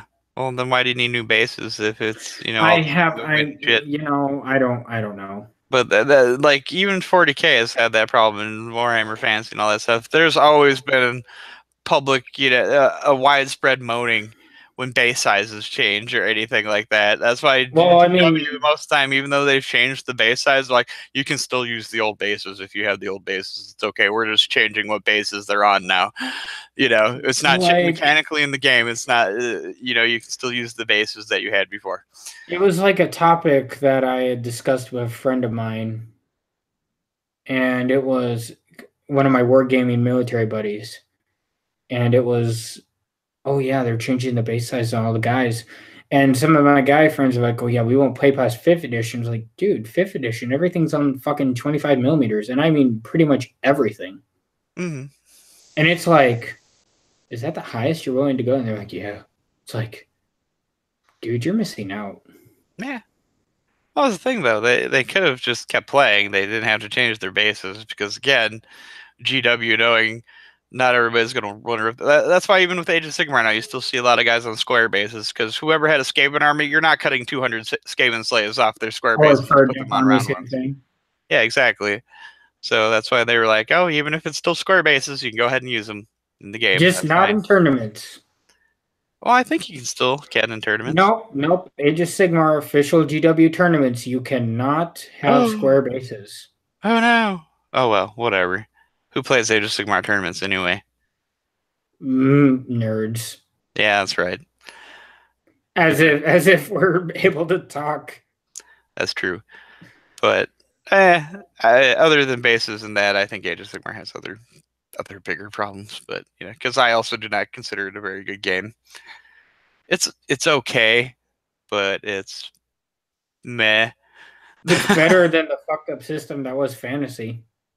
No, Fantasy was okay, other than they kept breaking things all the time. They've always had a problem trying to find balance as their issue. Of course, they didn't really care about balance because, you know. All right, let's harp on one of your favorite games. What? Legion. That needs Roast Tico? No, let's hop back in the FFG and let's rip apart their new tabletop war game, Legion. It sucks. As they call it, a tabletop war game. It's not a war game. And as a person who has models, it's a board game in front of them, it is totally a fucking board game. It's a board game. It really is. You have a bunch of monopose. I can't even deny it. You have a bunch of monopose models, as they call them, which, you know, board games have. Yep. You have a bunch of templates and whatnot to move your crap around, you know. And you have a set limited distance. Yep. It's not measured by rulers. Yep. Even though, God forbid, you could easily measure it in rulers. Yep. Use cards. And the use of the fucking cards. Because they believe cards are the greatest game resource known to man. They are not. No. What I told you a long time ago, and I'll tell it now again. Books. I will play few games that don't involve books. Right. Especially in my war games. Yeah. Books, in my opinion, online or in my hand, are the best resource available to me. And you cannot tell me otherwise. That's why I was... No, I was like looking at Legion. I'm like, so where's the books that, you know, give you like your army stuff and whatever and whatnot? And people complain about codexes in other games, but it's like, so it's just like X-Wing, because that's essentially what it is, but on the ground. Yep. It's essentially what this is. We're playing X-Wing on the ground. and then Imperial Assault is just hero matches. Yeah.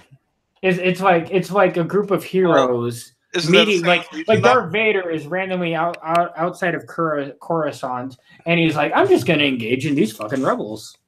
Isn't that exactly what Legion is, though, too? Okay, I admit it is, and that's why I want the generic commanders. And that's my other problem with it, being that, again, they don't own the IP. And I know Disney has let them make some things, but they're not really making a lot of new interesting things for Star Wars. You know what I mean? No, I get it. So again, that leads, it becomes a stagnant game pretty quick. It is always been my issue with a lot of the Fantasy Flight games. Well, that and their war game mechanics, as they call them, are essentially board game mechanics. You know, it's a board game. A board game without a fixed board, essentially, is what it is. Like, if I play Skippy, I will tell him, here's my codex for the Empire, and this is how we're going to fucking play. Right. Fuck FFG rules. And people can argue with me that, you know, games like Warhammer are board games without fixed boards, and it's, yeah. They're a fixed board, but you have free movement. Yeah, you have free movement. You can do things. You have a lot more options to do things. You're not limited to a fucking turny toppy fucking. I have the fucking measuring tools right here. Yeah. And they're fucking ridiculous. I don't have to bust out my measuring thingy to. No, and I kid you not. I could easily, like, in the time it takes me to, like, place this in front of the model, turn it to where I want to go, and move my models, I could have already moved my entire squad. Right. But no, there's too much proprietary BS in most of the Star Wars Fantasy Flight games. I agree. To me, it makes it not look very interesting to play. Doesn't sound fun to play, at least to me. And again, being that everything's derived by heroes and cards and everything, it's pretty stagnant, and you don't have as many tactical options as you do in other that's why actual. Well, that's why I'm pissed that they don't have like generic heroes, because that's actually the one thing I was looking forward to when I heard about Legion. Yeah, is that we were gonna get generic, like the Empire isn't just a bunch of heroes walking around. Right. There are not every single battle was won by General Veers, Boba Fett, and Darth Vader and the Emperor. Yeah, but you get Boba Fett now. Yippee. Yeah, I'm gonna get Boba Fett here at the end of the year as an option in my army. But not every single battle was won by these guys. There are generic commanders who go into hundreds of skirmishes. Right. And that is the point of a war game. Yep, and having options. Which is why I wish GW or not FFG would pull their head out of their corrective ass, and if they want to make a genuine Star Wars war game, Legion is a wonderful basis. Drop fucking everything. Make Legion 2.0. Make it a book. And this is how I would fix Legion. You drop the cards. You give it a codex. You give each existing army a codex. You add some fluff, and you add stats, and the upgrades and everything else. And the point values right there, just like in GW. Yeah. And then, if you want, release a new army. But make sure there are enough models for it to be playable. But also, give us some generic motherfuckers. Yeah, Stormtroopers are pretty generic frontline units, but I don't want to spend majority of my game points on a single hero. Right. But I mean, the whole thing is very uninteresting to me. I'm sorry. I know, again, Star Wars fans love it, but really, I know that they said they're adding a new army. Because it's a Star Wars war game. Like, when they said they're adding a new army to Legion, I'm like, oh, they're adding droids. Yeah, because it's very transparent. It's either droids or clones. Yeah, it's droids, though. And there are already people who are making their Empire armies into clones. You already have clones, though, is the thing with the Empire, so... No, they are literally making, I think, Phase 2 clone troopers as the mainline units. Yeah, but it's all, like, but that'd still essentially be Empire, wouldn't it? Right, no, and I'm 100% agreeing on you. It's just that's what they're doing. But that's the thing with it. You don't see any, there's all these alien races and crap in Star Wars, and things going on. But we won't see any of that ever, because it has to be the Empire versus the Rebels, and or the Republic versus the droids. Yeah, exactly.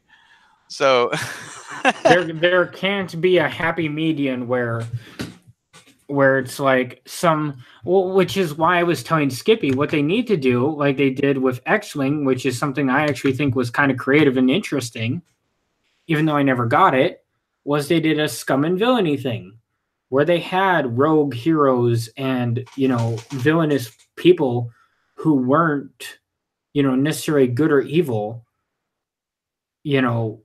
be as playable factions. I mean, why don't you have like, I don't know, like a Hutt faction or something where you got all these weird... And that's what I was talking to Skippy about over the weekend as well. Yeah. Why not have like a Jabba faction where you have Gamorrean guards as your mainline units, and then have like those pirate guys like Hondo, that pirate guy, have him also be like an elite choice. They get a Rancor. Right, yeah, cool. Have it be like your super heavy. Yeah, you can get all kinds of interesting, but they don't. Is the thing, they don't. Right, they're not gonna do this. Right, and they're not, and because they don't have fucking because they don't have any fucking creativity. that's part of it. They're very and I know, and Disney's also something to blame, is something to point a finger at, but if they really wanted to, they would do it. Possibly. I mean, going off of FFG's track record, anything they've tried to do originally has always like flopped because they're okay. So we want to talk about original. Let's what? talk about Terranov and all those fucking side games. I actually have no idea what Terranov is. Rune Wars. Oh, that game? Well, that game's a pile of shit. So yeah, let's talk about it. Let's talk about that meaty pile of shit that they keep on adding expansions to. That no one plays. And that they keep on hosting at official worldwide tournaments. Okay, so apparently like a few people play. But no, it's essentially Kings of War from what I've seen of how it plays. Mm-hmm. So they took Kings of War's idea, and by the way, Kings of War, not a lot of people. I know it has a. Sorry, Kings of War fans. I know you guys love Kings of War, but not many people play that game either. So, man, we're just no fucking lube tonight. It's just straight. Right. And I'm not saying we're just straight raping people. We're just straight raping people's childhoods tonight. There's like no lube. Yeah. Right. Well, yeah. I mean, It's all right. I mean, I understand their situation. Everybody was playing that Overwatch game on PC. I refuse to give Blizzard money, so I've never played Overwatch, nor shall I ever play Overwatch. So.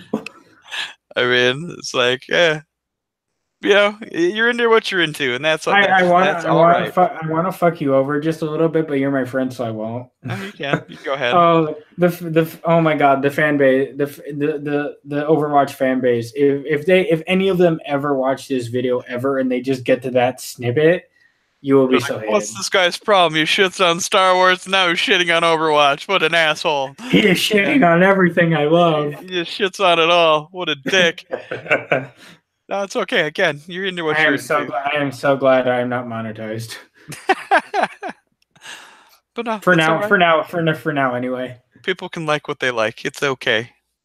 Fucking noobs. That's right. That play Overwatch. Oh, ouch. Oh, it's like the League of Legends, but for pussies. Oh, League of Legends sucks too. Let me get them on me too. Get all the fan bases on Sean. That's right. Like, what is this guy even like? I'm like, nothing. I hate everything. No, I'm just kidding. I hate everything. The only thing I love is GW. Well, no, I like GW. And Corvus Belly. Well, of course, that's the superior game of all games. Corvus Belly. Oh. The superior game company. Oh, God. Swear to God, I know you're not, but you could be endorsed by Corvus Belly. I should be. You upspoke them so much. You might as well just be one of their spokespersons. That's right, Carlos. Talk to me, buddy. Yo, Carlos, it's me, man. I want the money. What do you want the money for? So I can talk about the Corvus Belly products. Oh, okay, man. You get the money. Oh, he is their ambassador. He doesn't have to give me any money. I'm like, we can just hang and drink beers, man. That's all. Oh gosh. Oh. But it's. Yeah, but that I wanted to get into that game, but then I asked Rhonda, and I'm so glad I did. Because I asked her, are there any people who play this game? Because there was only one starter set in the entire den. That is the only product that they had on sale. And I think they still have it on sale to this day. Yeah. Because no one plays it. Yeah, you're right. And she's like, well, no one plays it. I was like, what? Really? It looks real fun. Well, everyone plays Warhammer Fantasy or Age of Sigmar, that new game that came out. Yeah. And I was like, oh, I might as well get into Age of Sigmar then. Yeah. And then that's what got me into Age of Sigmar. I kid you not, folks. That is exactly my origin story of how I got into Age of Sigmar. It does have good, pretty models, but... No, the models are pretty, but I mean, it's like... I don't... it has the same faults as every other FFG product. Cards and those little fucking turntable things. Yeah. Little dials. You know what? Yeah, the little dials. Oh, those piss me off so hard. Yeah, it's like, eh. You can do with all that this crap. For me, that just adds an unnecessary complication. Yeah, I can see that. It's like, oh, by the way, I'm going to take an extra 20 minutes to determine all my dials. Yeah, exactly. But again, they just need to make it into a real war game. That would fix a lot of their problems. They need to make, yes, exactly. I don't mind the basis can be whatever. Yeah. They just need to fix. They need to get rid of cards. They need to add books, and they can't rely on heroes so damn much. Yep. Use real dice. Right. And if they did all that, their games would be so much more streamlined. They'd be more interesting. You know, it wouldn't be pretty predictable. Which is why I'm converting everything that FFG did to Legion basically into GW. And I did a couple of play rounds with myself. Like I put like a squad over here and like a couple squads over there just for shits. Yep. With my new like an improved system, as I call it. Yep. You'll run into the same problem GW has though, doing it that way. Well, yes, but I mean, you know, I'd rather bite GW's bullet than bite FFG's bullet. That's fair. Theirs is I don't play X-Wing, but I have played a couple games of it. It wasn't that entertaining. I can handle the Warhammer IP and its issues. Yep. But FFG just adds an unnecessary complication. Yeah. Well, GW also has a power creep issue. You know there's a new Space Marine book coming, right? What the fuck? Really? Yeah, they're doing a new Space Marine Codex already. Already? Didn't they just release one? Yeah, it's been out for like a year, but no, they're doing a new one now. There's going to be a new one. What, 9th edition? No, like they're not like doing a whole new edition of the game. They're just redoing the Space Marine book. It's being redone. Why? Because of all the power creep. This is GW's answer to power creep and things now. So rather than putting out a whole new edition all the time and totally changing everything again, they're going to take what's happened. They just released 8th. Well, yeah, it's been out for like a year and a half now. But what they're going to do moving forward, rather than, you know, okay, well, we're going to put out a new edition and all new books for everybody. We're just going to keep updating books is what they're going to do. Which is fine by me. So what's going to happen, and this is my prediction for how 40K and stuff will function moving forward, is they'll look at all the stuff that made like Space Marines not great, you know, and it didn't, like all the things that didn't work in their army, and they'll change up things a bit, you know what I mean, to try to bring them more in line with all the power creep that's come out. So they'll revamp them. Marines will get markedly better. Then everyone else complains that, you know, their book now is out of date, and so they'll have to do another book. So they'll update the next person's book, which will be even better than it was before. And then it'll just be, and I can see where you're going with this, and then it'll just be a continuous chain from then on and then on. Yeah, exactly. So it'll just where like we'll be up to maybe edition 9, but then our books will be so advanced, it's like we might as well just be virtual tabletop. Well, no, you'll still be an 8th edition 40K, but the power creep will just keep cycling as the books come out, as they keep re-releasing books. Is my theory. So. Well, in all honesty, that makes the most sense. Right. But no, that does work. It's better than going out and buying another core rule book, I guess, and whatever. Well, I mean, yeah, I'd rather not, because those do get expensive. I mean, in both games, I just like to see, because like even in 40K, there's only certain things you bring. I mean, at least from a competitive standpoint. Well, even from a casual standpoint. Oh yeah, even from a cat. Well, I mean, a lot of casual players are like that new Blood Angel guy up there. You know, he's playing with what he likes. He likes the fluffy build. Well, it's like me. Yeah, there's nothing wrong with wanting to play fluffy. Doesn't mean you're gonna, you know, win games though and have a good time. Well, you know, at all with it. But in my opinion, I don't have to win game. It's not about, for me. I'm not okay. I'm going to agree and disagree with this, because win or lose, you should just be having fun. That is the important thing when you're playing any game. You mean not be a Brett? Yeah, well, being a lot of people. Yeah, everybody's guilty of this. Yeah, there's no one from I'm guilty of it. Exempt from this. I'm guilty of it too. Yeah. No game player is exempt. You do want to win every once in a while. Yeah. I mean, it's nice to win. You spend hundreds of dollars on a hobby and you don't win games, you start getting upset. Yeah, exactly. So that's why, like, we'll talk about things down at the den for a moment here, because I think we've kind of established why fantasy flight sucks, and what we should do better. to fix it. But now we'll move Basically, on to playing games in general. right. Like I know right now, and if Russ hears this, Russ, I love you, buddy. But I know the reason why you're not playing Infinity lately is because you've never won a game of Infinity. And I can tell when I talk to him, he's salty that I beat him all the time. Well, he talked about Infinity with me on Saturday briefly. Okay. And he's got I mean, he was really proud. He's got 3 full armies. And like he was like really proud about the whole thing. Oh yeah, but we just haven't been playing lately. Oh, and I'm sorry to cut you off, but for those who you watch in the future and don't know what the hell Infinity is, let me explain. Infinity is like a squad-based combat game, and it's really fun. Actually, Sean, how about I let you describe it, because I think you would be able to describe it much better than I would.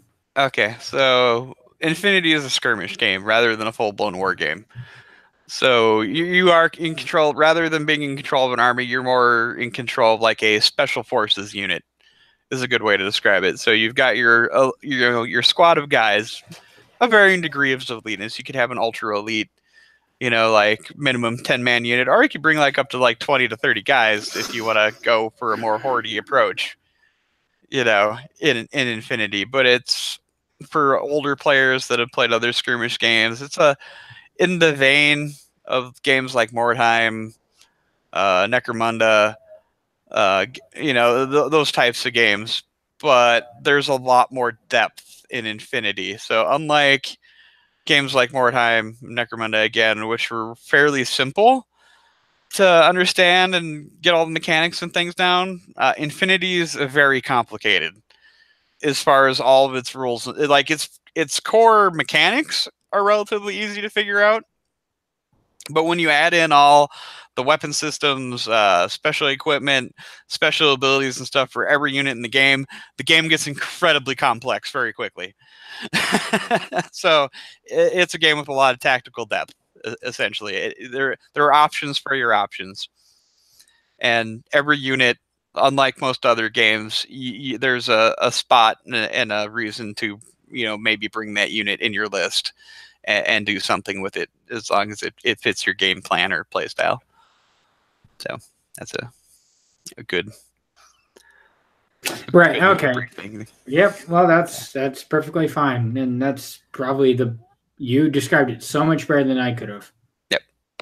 But it's a really fun game, unlike all other games too. Even if you're getting pounded, as long as you're playing to the mission, because like all other war games or skirmish games, there is like it's an objective based game, but the objective actually matters in Infinity, unlike most other games. So as long as you're playing the objective, you can still win, even if you've only got like 2 or 3 models left on the table. So. Right, and that's the best way to describe the game. Yep. No, it's a really fun game. It has really beautiful models. They keep putting out models all the time. I have a few. Oh, you're going to be sad though, because there's a new, and you might want to actually look into picking this up though, because which one? They announced the October releases the other day, so there's a new 300-point army box, so a complete army in a box is coming out. Okay, I'm gonna say you're gonna be a little sad, but you probably still want to pick this up. Why am I gonna be sad? Because it's a military orders starter box, or 300-point army box. Full army. Yeah. How can I be sad? That's awesome. Yeah, the only sad part is you already bought Joan, so there's they put out a brand new version of Joan. There's a new Joan model, and it's in this box. Son of a bitch. So you're gonna end up with two, which is fine though, because you could there's 2 actual versions of Joan of Arc in the game profile wise. So there's just regular Joan of Arc, and then there's mobility armor Joan of Arc. So she has 2 different profiles. That's hilarious. but you can only bring one of her in the game. But you get all your knights. But it's a 300 point. That's a full. Yeah, that's a full list. Yeah, it's a full army in a box. Does it have a lot of the models that I already have? No, actually. So it actually has a lot of stuff you don't have and that you'd want to pick up. So that's other than Joan. That's why I said that'd be the only sad part. But at least you get an alternate version of Joan. So you could, depending upon your flavor, you could run, a different version of Joan or a different look of Joan in your game. But Corvus Belli does this a lot too with a lot of miniatures. Where like, I have a version of Joan you don't have. So a lot of people do have this Joan, but you can't get her anymore because she was an exclusive for the painting book. What was his name? Angel Heraldez is their chief painter over at Corvus Belli. There does all the painting for all their miniatures. You see, in their artwork. When you're seeing photos of the miniatures, and yeah, you got a limited edition Joan of Arc model when you ordered the book initially, the painting book. And yeah, so there's 4 versions of Joan out there now if you include that one, but they do this a lot. Whenever they release something new, there's like an exclusive limited edition sculpt, which is kind of a neat thing. If you're a collector person, you like collecting minis, you can get, a lot of times when they're doing new releases, exclusive miniatures you can only get for a limited time. Okay, but how long for sale is this army box going to be on? It's probably going to be on sale for quite a while. Probably for the next year or so. Nice. So I have time. You've got time, but if you want to talk about what's in the box, the things that you don't have that you're getting with it, just going off of memory here, you get a full box of Night Hospitaller, so you get 4 of them. Those are things you want. Oh, yeah. You were talking to me about those ones. Yeah, so they're the heavy-duty knights and military orders. They're also typically what people call it. They're the core of the Joan Payne train. Mm-hmm. So you get those. You get the box of order sergeants, so you can get 3 order sergeants and an Oxbot. I have order sergeants. Yeah, but these are actually the new ones. You've got the old order sergeants actually out of the military order starter. Oh, okay.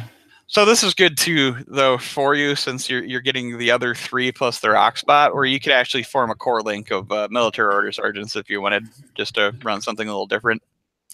Or like what most people do with these order sergeants is they run them as specialist sergeants with different profiles to do fun things for you. Okay, I'm on the Corvus Belli website. Yeah. Where would I find it? Well, here, let me look it up for you, because it's not actually on their website. Son of a bitch. They actually just put it up on their Facebook page. Okay, hold on. I have Facebook open. Here, I'll send you a link to it. Oh, please do. I'll put it in the Discord chat. Okay, go ahead. There you go. So link you right to it. So that's all of October's releases for Infinity.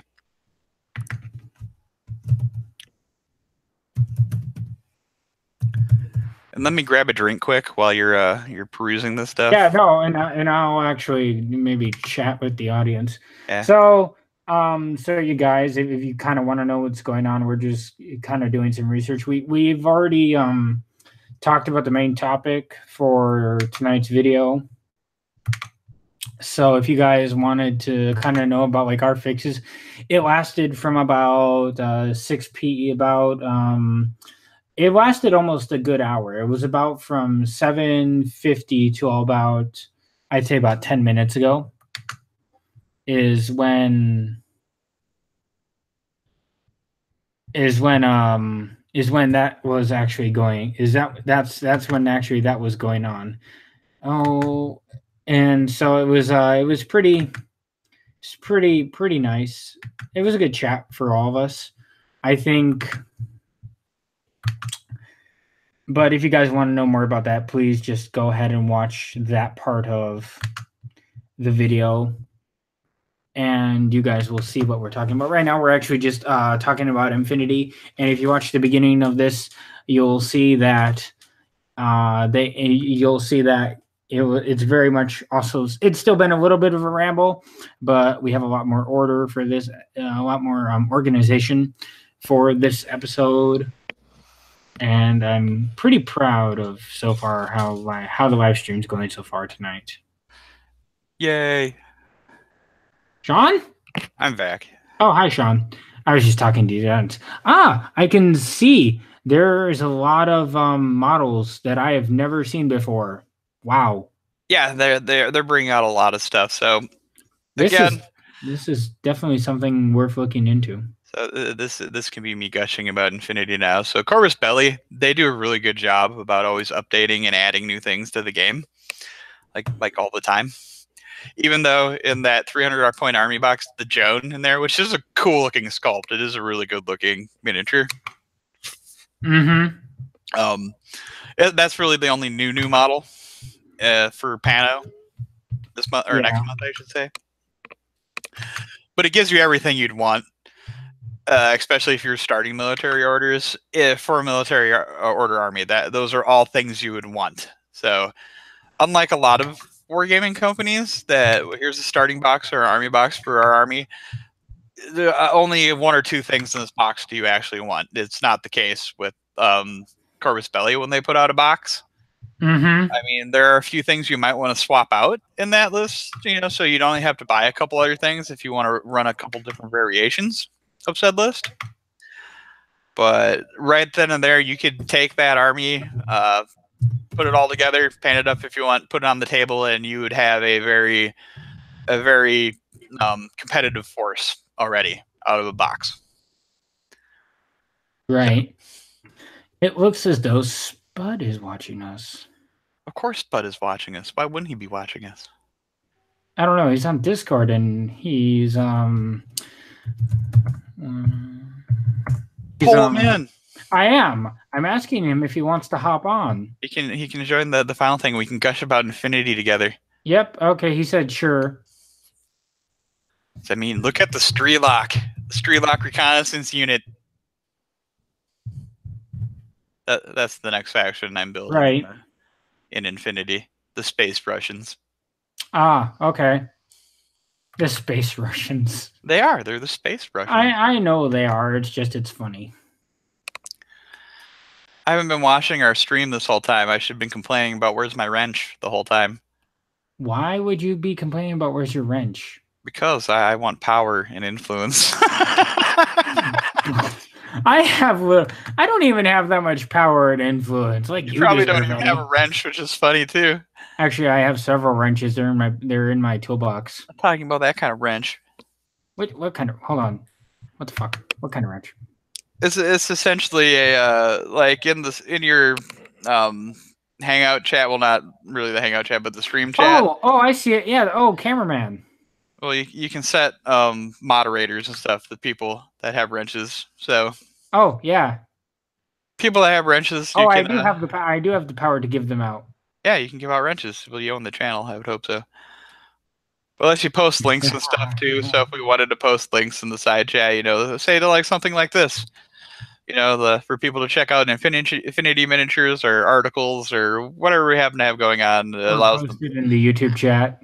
Yeah, it allows moderators to do this. Regular people can't spam your chat with links and stuff like that, but you could let the moderators. Well, maybe next episode we'll get that figured out. There we go. It's an episode at a time here. Oh, it doesn't send him to the one we are in. You could generate a new link. Son of a bitch. Well, you didn't put it in the regular Discord. You put it in. You direct messaged me that oh, link. I did? Oh, shit. My bad. That's my B. Whoops. I got it. I got ya. Oh, you got it? I got ya. That's my B. So, I've been watching Dragon Ball. I've been watching Dragon Ball episode 60s, part 1 through 3 now. I'm sorry. Dragon Ball Z. It's Dragon Ball Z abridged. Okay, then I'm not sorry because that's fairly amusing. It is, and they just finished the series at episode. Well, they didn't finish the series; they finished season 3. They said they're going to come out with season 4, but they just released episode 60, part 3, a few days ago. Oh my god, did I laugh my ass off? Yeah, abridged is pretty funny. Dragon Ball Z abridged is the Dragon Ball we all deserve. Yes, with the best Krillin ever. Oh, the ending with Krillin.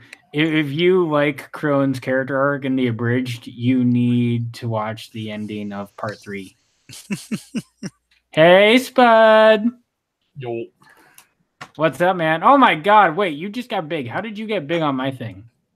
I don't know. Did you click on me? No, I didn't click on you at all. It's like every time your character gets on, like, like how it comes up, like when you're chatting. No, but I can pretend I do. Oh. Well, you fill up the entire screen. Of course he does. He's Spud. He's large. He can do that. He's fine with it. I don't know what to say about that. I'm complimenting you. You have a bigger icon than me. I'm complimenting you. Hold on. My picture shows up too. Hey. Well, I know yours does. No, but his literally fills up the entirety of my screen. Oh, someone gave us a like. I'll give us another like. Look at that, 2 likes. Now that I'm watching the stream. now that we have Spud on, it's all the likes. Your buddy Mike Gusk commented we got the Mike Gusk. Mike is my brother. Your brother is the first person to ever comment in our chat. First person. That would be my brother. He's finally watching our live stream. Hi, Michael. Hold on. I need to get on my other. Look at you calling out people. Yep. Hey, he's my brother. I can call him out if I want. He's our first fan. He's our first outside fan that probably isn't a complete geek. Hmm. You missed us shitting on Fantasy Flight and telling him the only way to save it is to add Rose Tico. And to make it FFG. Again. Or to make it a GW. Again, these aren't things that are hard to do. No, they aren't, but where the hell's the creativity? It's gone. That's right. Well, yeah. That is why they need Rose Tico to not kill the things that they hate, but save the things they love. Yeah, I thought we would stop this at the 2-hour mark, but I guess we're just going to keep on doing this and making me hate life more. That's okay. We're going to talk about Infinity some more here. Oh, yeah. Let's talk about some more. Yes, gladly. Let us gladly talk about Infinity. I'll stop talking about Rose Tico. Did you see the link to the October releases there, Spud? Well, I made a comment. Oh, you did? You did? I didn't see it. Hold on. It really is the Pain Train. Geez, them Noctifiers look baller. Yeah, the Noctifiers look good too. I thought that was in relation to something that Sean said earlier, because he was commenting on about how there was like a Pain Train or something. I don't know what I'm saying. Well, no, that's the entire Pain Train that's being released. Oh, most right. of it. He was saying I should get it. Yeah, you'd swap out a couple things for it to be the Pain Train. Mm. That is a Pain Train though, but to have a optimized Pain Train. No, I'm just kidding. Well, have the best Pain Train. Well, please tell me those Noctifiers are going to be Hawk. No, that's Combined Army. Noctifiers are already a thing. That's just the new Noctifier. They were green, so I was like, oh, come on, please tell me they're Hawk. Please tell me they're Hawk. Randy, he could get those because he's going to be playing Combined Army. So, yeah, Noctifiers are really good. I just get the freaking remotes. Come on. The remotes are pretty cool. Cool looking remotes, anyway. At least they look better than the other ones. Yeah, the new remotes. What about the Strelock Reconnaissance Team? Come on. Which one? Which faction is that one for? Ariadna. Yeah, that's Ariadna. Oh, okay. See, I don't follow all the. I only follow Panoshana, so I'm out of the loop when it comes to the other factions. If you see a wolf, it's likely Ariadna. Yeah. Oh, okay. The antipodes. Which makes me excited because I do got the assault pack coming. I'll get the Strelock when it comes out. So my Russian list is gonna have all kinds of antipodes in it. Oh boy. Well, you're gonna make someone jealous, I'm sure. Yeah. I'll be like, look at me. Because then I can also get Dog Warriors and Russ, stuff too. because next to you, Russ is the only one that has as many models as you do. Yeah. But he also has an Ariadna army. He just plays a US Ariadna. Oh, really? And he actually wanted to play because of all the wolf people. Yep. Well, that makes sense. look at his Space Wolf army. You can see my army with like a bunch of wolfmen on There's a like, Space Werewolves. You're right. Just proxying for Space Wolves. Yeah, my Ariadne Alzheimer is just going to be a bunch of men and kills. Yep. The manliest men. The manliest men that ever existed. Them Scots, though. Yeah. Oh. I mean, everything next month. The new Argoto look great. They do, yeah. The Asura looks cool. New Celestial Guard look good. There's nothing that looks bad here. That's the problem with Infinity. This is what Infinity's problem is, Mark. All the models look so amazingly good, and they don't cost an arm and a leg like other gaming companies' miniatures. You mean so like buying them all, and then you become poor because you bought them all. Well, it's not like he's wrong there. Well, no, I mean he's not wrong at all. It's just it's funny that it's funny how truthful that is. Because I mean, even that the 300-point box is probably going to be like $150 or something. Yeah, right. $200 maybe. Because yeah, I mean, like the Steel Phalanx was about that, wasn't it? Yeah. So that's unlike other games. Like that's like not even like a quarter of most people's 40K armies. You know what I mean? After you spent that kind of money, but that's your full army in Infinity. So. I gotta go do something. I'm gonna mute myself here real fast. Okay. I gotta go take care of something, but you guys can just continue chatting about Infinity and whatnot. Of course, as we do. I'm not entirely too sure how much I actually have in Infinity, like for just general, like money invested. Well, probably only like a couple $100 at this point. At the very least, because I know I've got the JSA, which was 100 right there. Yeah, you might be like almost 300 in at this point. I suppose. Ish, but then again, you have 3 armies, so yeah. Even though you do need like another box of something to round out the JSA, but then again, you don't necessarily have to make them as JSA either, because you could go with like Akari Company or one of the other the other NA armies. So yeah. Which is what I was thinking about too. I was like, do I do Akari Company rather than Akari does look pretty good. Yeah. Considering I haven't put my JSA together yet. It's gonna be sad, but I'm probably gonna get the new Rodina guys put together before I actually put together. Well, technically they're from Rodina. That's their province. I keep thinking too much about the Infinity RPG we've been playing, so that's they're the Tartaray or wherever it is, technically speaking. But yeah, I'll probably end up getting them put together before I get my JSA put together. Well, I'll probably get my Cold Front put together next. Yeah, that's what I'm saying. Whenever that comes in. Hopefully this week. It's supposed to be out. Yeah. Like I said, I got my limited edition mini the other day. Yeah, Dart. Yeah, I got my Dart. Skippy and I are supposed to have a duel between his archer guy versus my archer guy. Oh, really? Yeah. It's like, let's have a duel, and I was like, I accept your challenge. Well, I mean, sure. Why not, right? Right? A little thing for funsies. So why not? Is it just like a one model on one model kind of situation? Yeah, that's what we were thinking about doing. Like one model on one model. Oh, that'll actually probably be pretty hilarious. Yeah. Well, a little death match. See who's the superior bow person. Or who's better at dice. One of the two, yeah. Well, it's going to come down to like whoever hits the other person first. So. Yeah. So he might have a problem because I'd have to look up the stats of this guy. I don't know if this guy's also a camo guy or whatever, whatnot. Because I know Dart is a camo. She has a camo profile. So it's the Ariadne guy, isn't it? What, for him? Yeah, because he's doing it in the Akari Company or something like that. Is he? I believe he's doing the Akari Company because he got Riot Girls and everything too. I thought he was doing Starco. Yeah, that one. Sorry, I don't know why I was saying Akari. I apologize.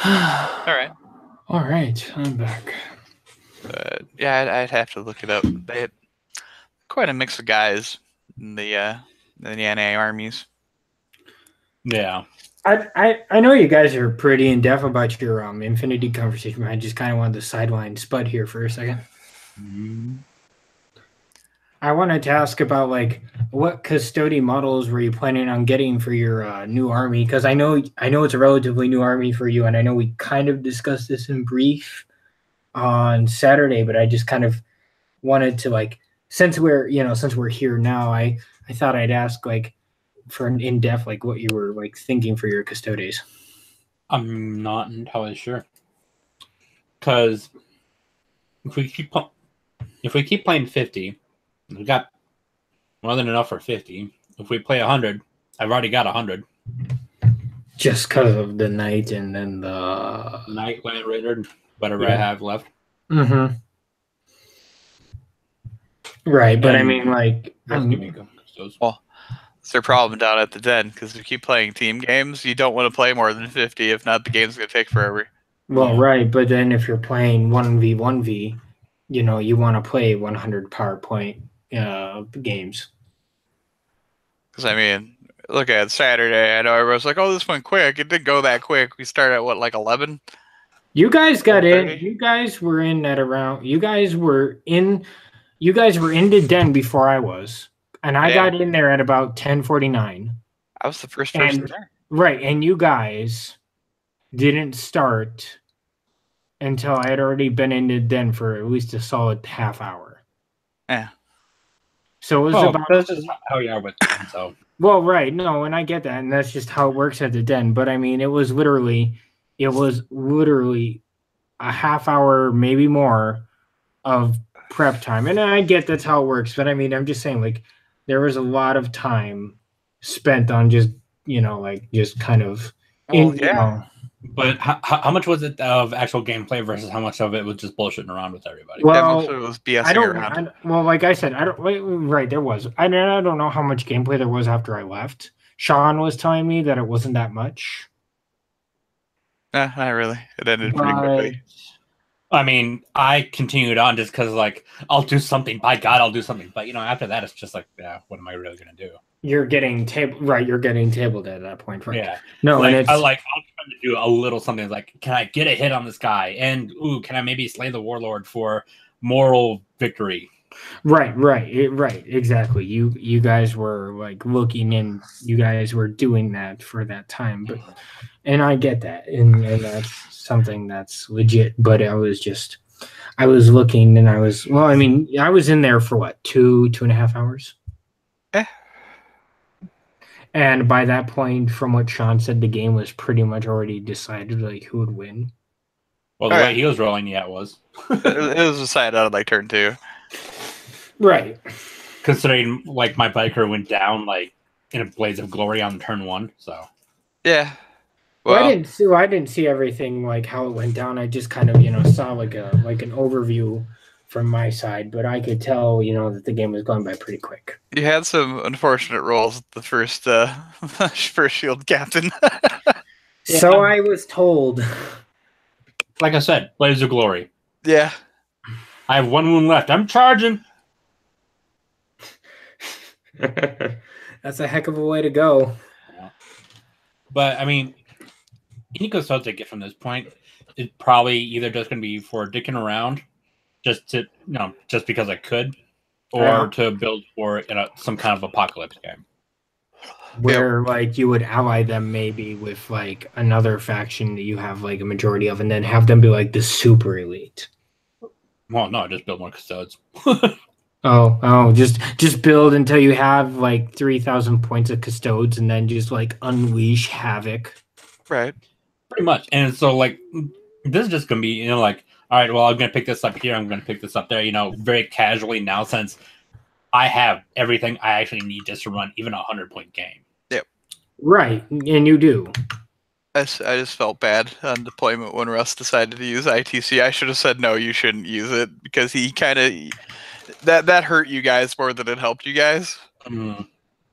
Because where he put all those las cannons, they didn't do anything on the first turn of the game. So. Well, I was sitting there, it's like, because it was turn 2 after movement. It's like, are you sure you didn't want to do anything with these guys? It's like, no, I'm just gonna wait until they can actually shoot the night. It's like, okay. Well, I mean, they could have. They got 48-inch range. They could have hit the night, but I don't know. I think he just wanted them, and like I put my Vexilus there to give them, an invuln save. They were okay to be shot at. Yeah, right. Kind of. The problem is, though, the knight puts out so many shots. If I want a unit dead, it dies. Well, but at least they might not have all died, though. That's fair. But poor Thunderbolt Cav.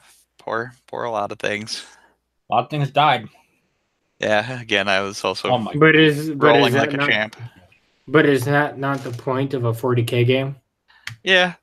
Well, his wolves died super fast. Yeah. From what I was told. Like, I don't think I've ever seen units taken down that fast in a game before. Yeah. Well, wolves are also cannon fodder. Well, no. His entire army, all the wolves in his army that he clustered all together, were dying like they were Imperial Guard. Yeah. Aren't they better than Imperial Guard by like better 2 up on stats? Like on everything? Yeah, no, they have 3 up in ball saves. It's just the Knight Crusader throws so many dice, you're gonna fail saves, and then it does multi damage with every one of its shots. So you're gonna end up losing Thunderbolt Cav is the problem. Oh, okay. But so he made this box. I don't think that didn't strike me as a really good idea for it in a deployment sort of way. Yeah. Oh, you're talking about the formation he did around one of that HQ unit with the wolves and stuff like that? Well, there's that, and then there's also the idea that it's like, well, for one, he could have spread out, and then it's like, well, they're just dying like there's no tomorrow. Mm-hmm. Well, the other thing that I thought was weird too is you had a 2-foot deployment and you didn't deploy, like, especially with Thunderwolf Cab, he didn't deploy on the 2 feet line. Right. I mean, like, I got up to it, just to make sure I had some groups on, some guys on those objectives. Yeah. But, especially since we got to choose deployment, I'm like, of course we're going to do hammer and anvil because all your stuff is like, come at us, bro, stuff. It's like, I'm sitting there looking at us like, you're going to let them pick deployment? Really? Yeah, I saw that decision and I was like, I don't Russ? care what advantage they get. Let us pick deployment. I was kind of when Russ decided that for you guys, I was like, Spud. Well, it was really the dice that decided it. Well, no, but I was like, I wouldn't have taken that chance. I would have been like, I'm gonna go for it. Well, and like even Russ said, it's like, all right, well, I'll let you guys pick deployment. I was like, no. Anything but that. We need to get in there.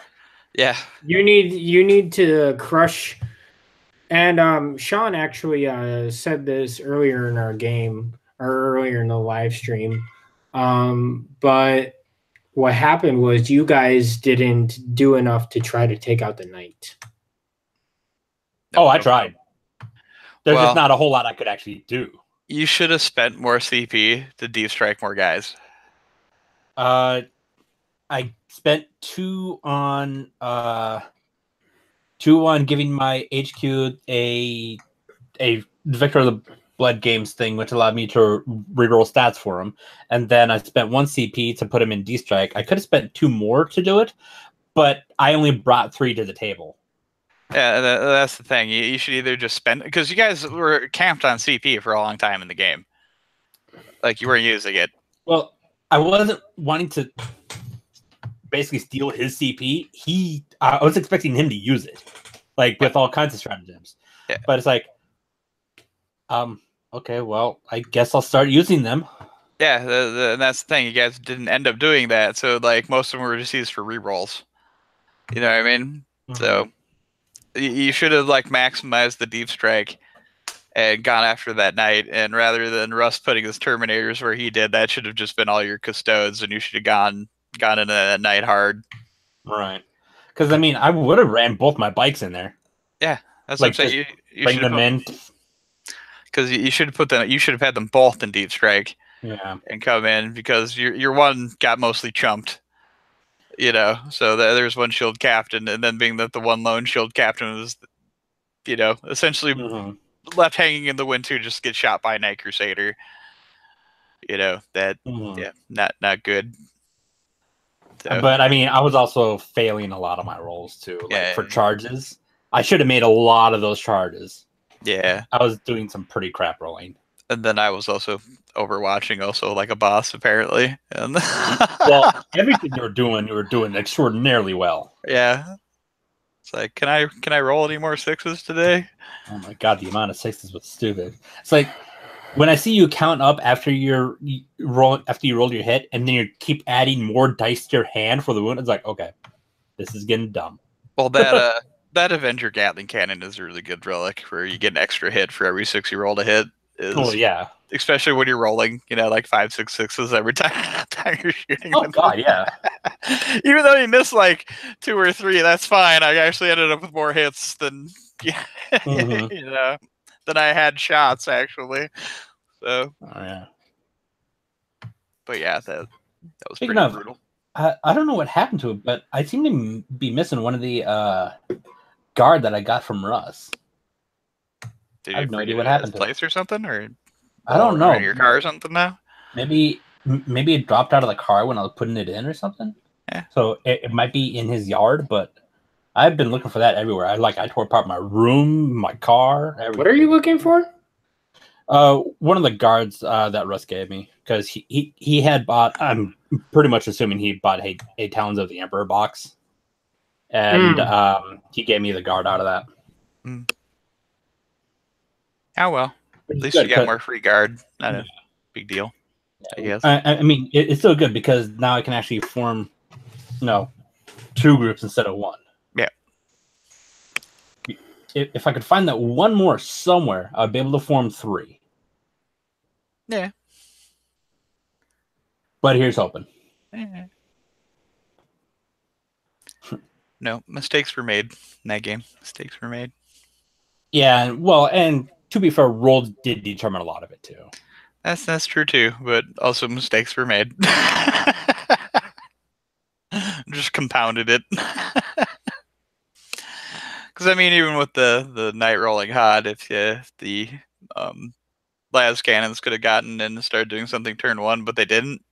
Yeah. Oh, you mean Russ's las battery? Yeah, the whole Devastator, Longfang squad full of las cannons, Mm-hmm. They didn't do anything until turn 3. Yeah. And even they then it sat was covered the entire time. Yeah, well, I don't know when it was. They didn't move when I was there. It was our turn 3 that he moved them. Yeah. Okay. I'll tell you, my Night Crusader made back more than its points in that game. Oh God, yes. And your armor guards went to town too. Yeah, the armigers they did things. Oh, you'll be happy to hear that Sean plans on changing it up on his list. Yeah, well, I mean, he's not even kidding. He has said that multiple times tonight. That's fine. Changing it up. Well, if I had as many models as him, I'd change it up too. Just saying. Yeah, I'm gonna try to have the Castellan done by this weekend.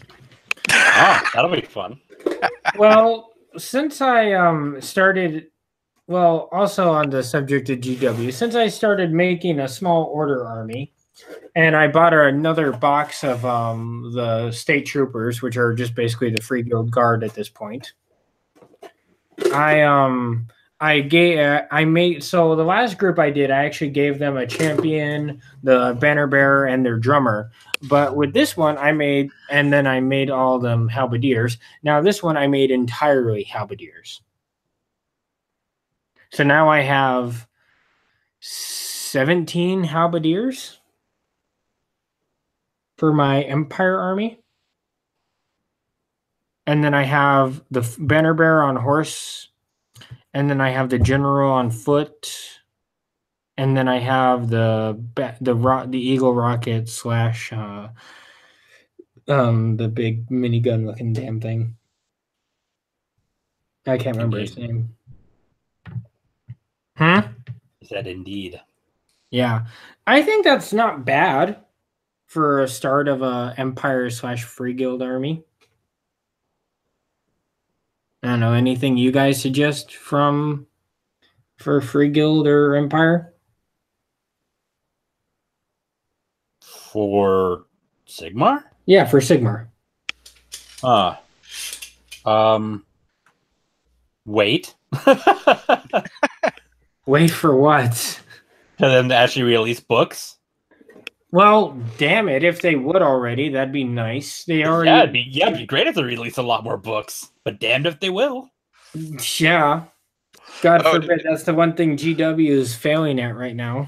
I don't know if you guys heard this news. Shadespire's not a thing anymore. Wait. What? Wait, wasn't season 2 supposed to be coming out? It's not. What? When did Shadespire not? What? So, okay, explain yourself. Okay, so they made an entirely new game? Yes, Shadespire. No. I have the models. No. So they've made an entirely new game. Well, okay, explain. It's like Night something. I forget what the actual... It's like whatever Night something. It's a totally new game, which is going to be their fantasy game that was like Shadespire. Oh my god. You can use your Shadespire models and stuff if you already have them in it, since they're compatible. But they're not doing it anymore because that was Shadespire, Warhammer Underworlds or whatever. So it was technically a standalone thing. I think it was wasn't it like Underworld Shadespires, I guess? Yeah, something like that, yeah. Yeah, it was like Shadespire Underworld, something like that, yeah. Yeah. It was Warhammer Underworlds is actually what the game was, not Shadespire. Shadespire was like the name of the place or whatever. Well, that was the edition that it was Shadespire, wasn't it? Something like that, yeah. But whatever, that's not a game anymore. Anyway, yeah. When did that not become a game? Like recently? Like within the last couple weeks? Yeah. Well, from the looks of it, they just they're setting out a new battle tome, The Beast of Chaos. Mm-hmm. Yep.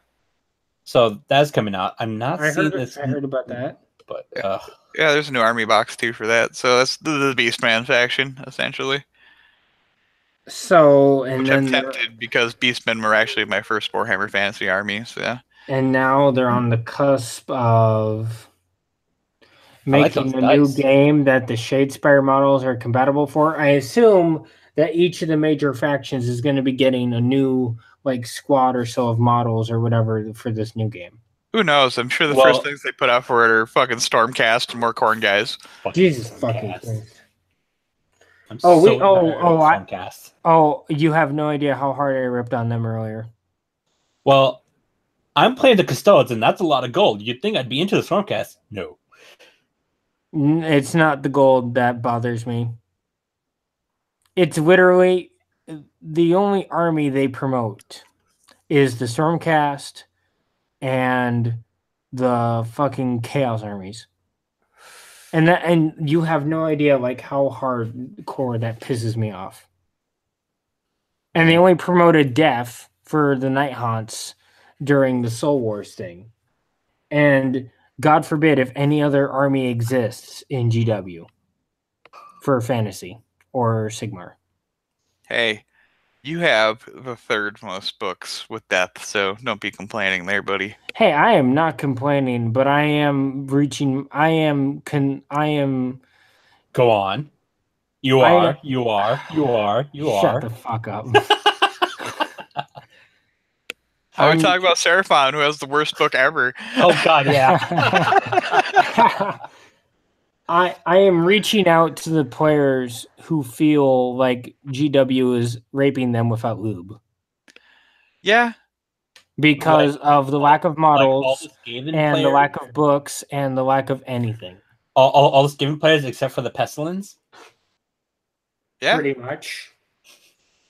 Then pretty much any other army except for the Beasts that are getting a new book just now.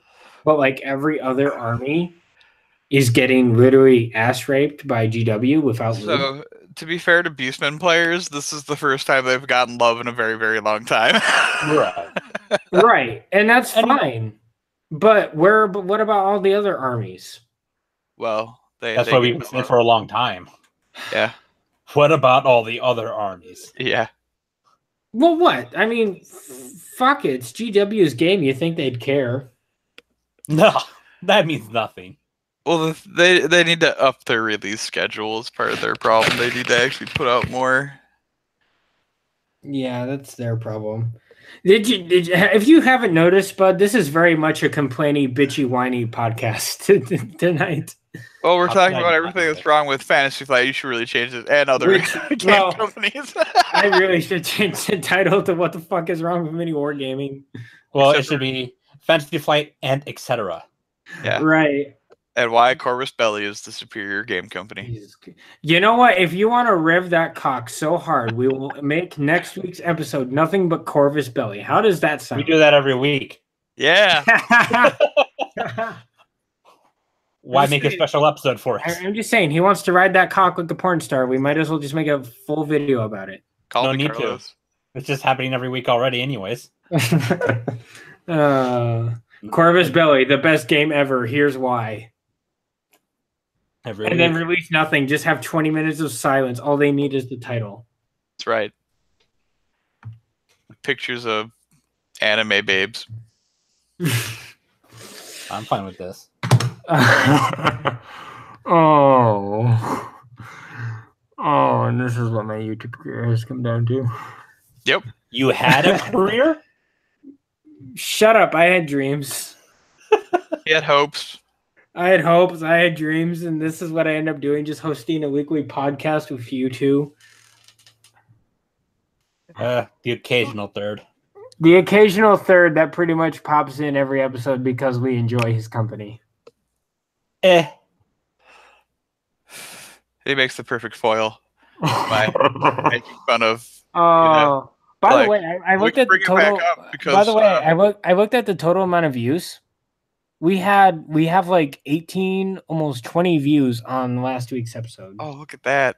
Like 3 of them are me because I watched it a couple times. Only one of them is me because I wanted to watch Back for the Playback, and oh my god. Oh my god. Last week's episode was oh Christ. I just want to say, stroking my own ego that I'm the best part of the show. Oh, fuck you. I want to go up to 14% for the royalties now. What? So do you, Spud? You want to go to 14%? He should. I'm good with 13. Spud is a oh yeah, Spud, the side character that only shows up when we invite him. 45. See what happens. All right. Oh man, I'm just looking at the GW store and look at all the Skavens and what could have been. You mean for like a proper army? Yeah, because they only have Pestilence, like a book out for Pestilence, and I don't like the Pestilence, frankly. I like all the others. The Assassins and like the Eshin, the Molder, but my favorite is the Scryer. Yeah. Aren't Squire the smarty pants ones that have all the tech? Yes. I'm like, they're the Warp-like Giselles, which are the actual snipers in fantasy. And then the Warp Lightning Cannon, Doom Wheels, Doom Flares, all the weapon teams. Mm-hmm. All the techie stuff. Yeah. I love them as I wish that book would come out. I would start my Skaven back up just for them. All the fun stuff. Mm-hmm. Right. I mean, that makes sense. I'm just upset, I was really hoping for something from the Legions and the Gash book. I was sorely underwhelmed. Well, when the book came out, Nagash, I'm pretty sure it's changed now. I don't know. But I have no idea. I haven't. Well, it's the fact that he could cast so many spells. You don't even have enough spells to cast with him. Right. I think you can cast like 7 or 8 spells at starting out. You don't have that many that you can actually cast with that model. No, you don't. It's useful now, being that you don't pay points for summoning units anymore. Mm-hmm. So now Nagash can just sit there and like summon a bunch of units every turn. I can dig that. Mm-hmm. But which is part of my problem now with new version of Age of Sigmar, because any of the summoning armies are broken. Well, they're back to being broken. Yeah, exactly. Like they were fine, and now they're just completely broken. No, they were broken. They sucked, and now they're broken again. Yeah. So basically, like me and Sean were saying earlier, GW has a balance issue. Yeah. They've always had a balance issue. Just like me and Sean were saying earlier. Yeah. Well, I mean, we're not wrong. Yes, they do have a balance issue. I mean, look at Tzeentch. Oh, and Tzeentch is the exact reason why I will never play against the Tzeentch army. I have told Sean this directly. I know he has a Tzeentch army, and I told him I will never, ever, ever play against a Tzeentch player. Yeah, and they did nerf it. By nerfing it, they increased point costs a lot. And that's it. And then now they're back to just being broken again. Even more broken because of summoning. Well, yeah, because think about it this way. So this is what happens. And you can bring multiple Lords of Change if you want. Because that's a War Scroll battalion for them, go figure. But your first Lord of Change summons like a Herald on Burning Chariot. And with how Tzeentch, casting works, they're gonna summon a Herald on Burning Chariot. So it's pretty much guaranteed. Well, that and their psychic stuff is like so over the top. It's completely unrealistic. Well, that's why. Like, let me finish here. So then he casts Tzeentch Firestorm, whatever spell he wants to cast, to nuke some stuff. Then you go to the next Lord Change. He summons a Herald on Disc because he's gonna. And then he, casts a magic spell because he can. Because he can no more than one spell in their case. And then he does his thing. Then you go to the third Lord of Change, who just summons a Herald. And being that the other two might have still had summons, they could then summon, just a Exalted Flamer on Burning Chariot if one wanted. Summon more horrors. And now that you have all your other your other three magic casting, some guys that can summon because you summon 3 heralds. Yeah, right. I mean, next turn, watch, rinse, repeat. Yeah, exactly. You can just keep doing that in perpetuity. I mean, it's just in the game you can't cast the same spell more than once during a turn, but the next turn, well, there you go, just do it again. Yeah, which is I find just ridiculous beyond belief. And I mean, almost all the Tzeentch demon units are summonable, so there's no end to actually. You could summon almost a whole army every turn. In theory, you could summon a whole demon army and be fine. Yeah, you could just keep chain summoning constantly. Which is just the worst. I know the Psyker abilities are their fluff, but that's just stupid. Yeah, that and like each of the horrors has a unique attack spell to them. Each one of the heralds. Oh, you're right. So they could also just be casting those every turn, once, and then if you summon more heralds, they can just summon more units. Well, yeah, and the whole multitudinous horde. Yeah, there's that too. Well, you don't even. I mean, you can still run the multitudinous horde, and that's still retarded. But just having horrors now is because you don't have to pay for all those other horrors anymore. Because they just grow the unit now. Because I know they've changed it now, so they actually just grow the size of the unit, just gets bigger.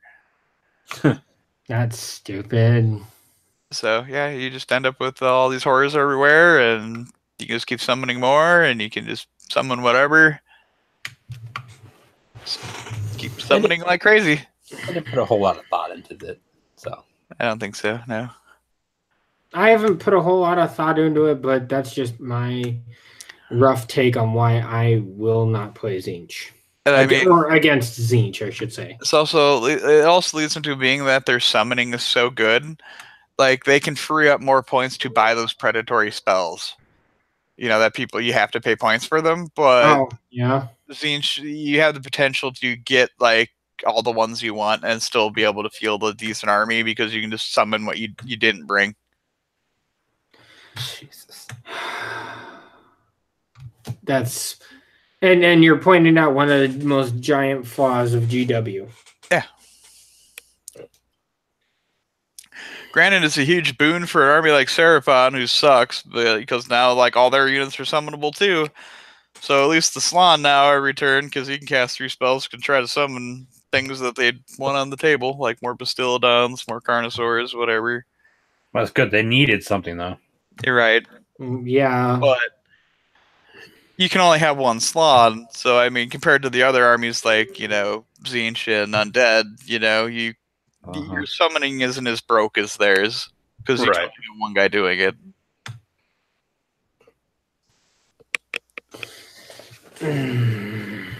Well, and if I were to bring a L'Ariel, well, I don't have to. I can actually roll for a purpose this time, instead of just like, well, I'll default down to the one which is the heal, or now I can actually roll to see if I summon a Tree Lord or if I summon more Dryads. Yeah. Yep. It's just like, Yeah. Fantasy has really gotten out of control. And I don't think they know how to bring it back.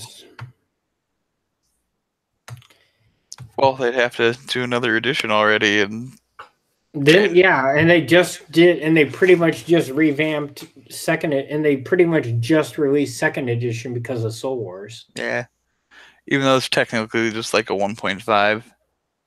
Well, right, but GW is technically calling it 2nd edition. And there's even new books out and everything that, say it's 2nd edition, so. Yeah. There'll be a new general handbook soon. I mean, I loved the whole fantasy thing, but it's getting to the point where it's borderline unplayable now. It's getting there. It's getting to a point where they need to do a complete revamp of the series. Again. Yeah, and considering the last one wasn't too far off. But I find it funny that they did it because it was just, they wanted to make it accessible to people, right? Mm-hmm. And then they threw it out there as like, well, people just want them for the models. And then they saw people are actually wanting to play them, so then they give them an actual book. Now people actually want more books, but it's like, nah. We want to make new armies. That's what we want to do. What people want is a tight rule system that, the shit you buy isn't useless in it. Yeah. Right. If only all companies could be like Corvus Belli and make a rule system that's very tight, then most of the models are very useful in it. and it's not after 2 years that model or that army becomes pretty much, in a sense, useless. Yeah. There's only one bad model in Infinity, and even though it's not really that bad, it's just, you have other things you'd probably bring over it. It's 2-point heavy for what it does, but you can say that for most tags in the game. So, well, people are starting to feel that way about Andromeda too. Like I've been seeing a lot of people start to feel that way. Yeah, well, yeah, she is overpointed for what she does. Like I've been on some forums lately, and one of them was an Infinity-based one, and they were saying that it's just almost not even worth taking her anymore. Was this sparked over my conversation about Andromeda and looking at her in the new OSS? And I was like, well, it's like it was funny because like right after you told me about that, and I started looking at the forums, like, oh, it seems a lot of other people agree. Yeah. So, jeez. It's like you just have too many other things you can bring over here. That's the only issue they have, is occasionally that happens where you got a model that, I mean, not that she's terrible, it's just she's not optimal. I think one of the biggest problems that people tend to find is her silhouette is too large for what she does. That too, yeah, because she's a silhouette 3, I think. for her cat that really doesn't do a whole lot for her, I guess.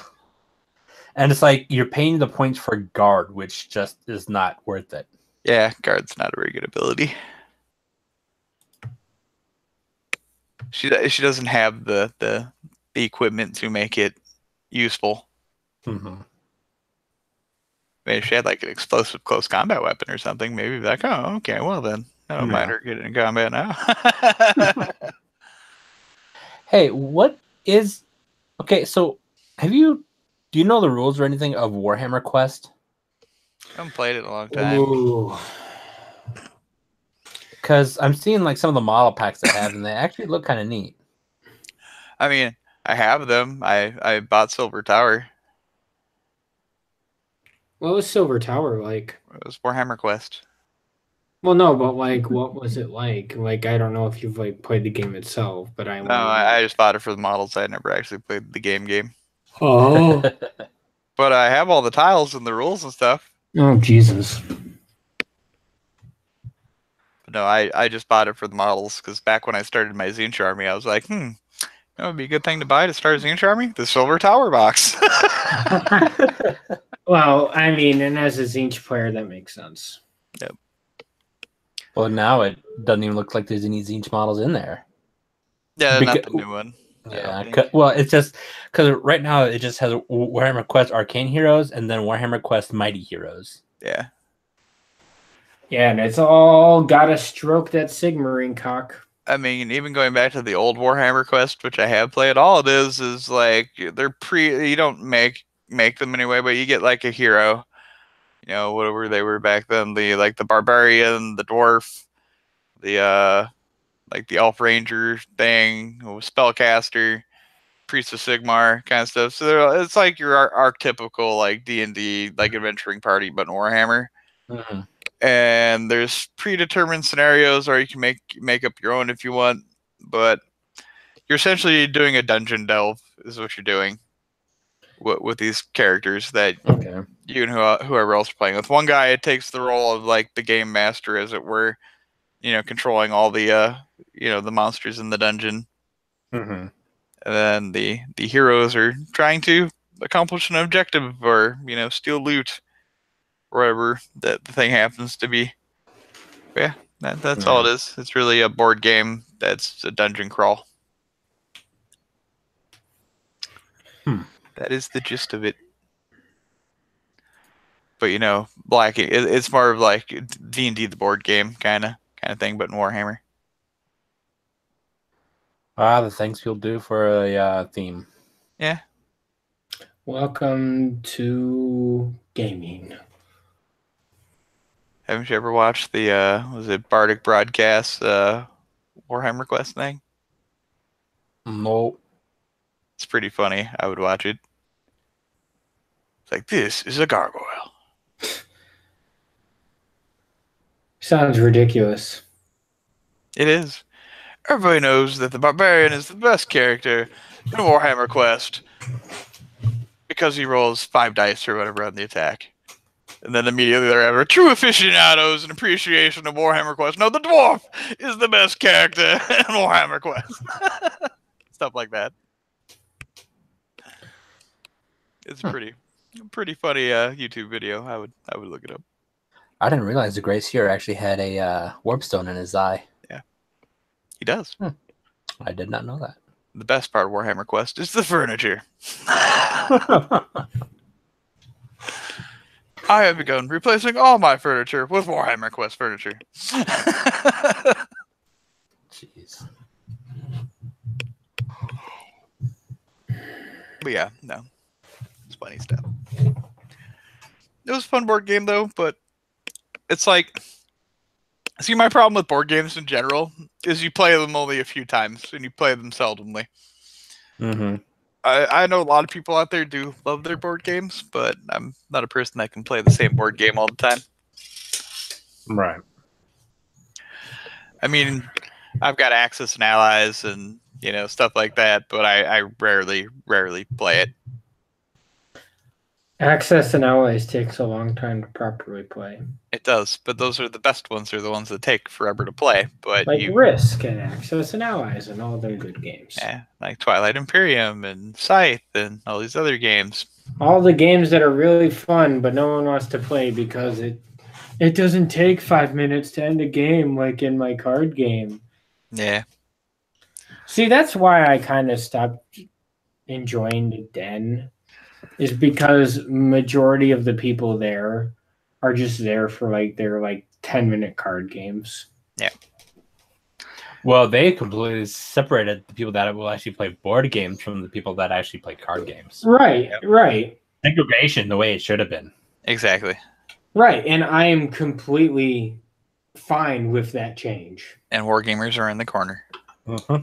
Yeah, and we're gamers. We're shoved off to the side. We have a table. Yep. We have a table, and then we have a few other small tables. Yep. That we would have to combine to make a proper game table. Well, not even, because most of the board gamers and people that play RPG games go and use those tables a lot of the time. Mm-hmm. So. Yeah, that just yeah. Yep. We need. I've been telling Rhonda this, but we need at the Den. We need a second, just proper game table. No, they're not going to do that. It doesn't need to be as damn big as the big one. No, another table like that, regardless, even if it's smaller than the one that's already in there, it's going to take up too much space where other people could come and sit and play in D&D or something like that. Yeah. That table is actually ideal in size for playing a war game on, though. So. Mm-hmm. But it's like they can't afford the real estate for something like that. Well, that's mainly because they don't promote wargaming at their store. So, no, they don't. I'm not saying it's not their fault. Yeah, it is their fault. Sorry, Rhonda and Joe, if you listen to Facebook, I'm literally just scrolling through Facebook for shits right now while you guys are bullshitting. And every single thing that they talk about that Rhonda and Joe post, I love them to death. I love their store to death. But everything they post on Facebook is Magic and their other quick 20, 30-minute games. Yep. I know Russ was salty about that last week, too.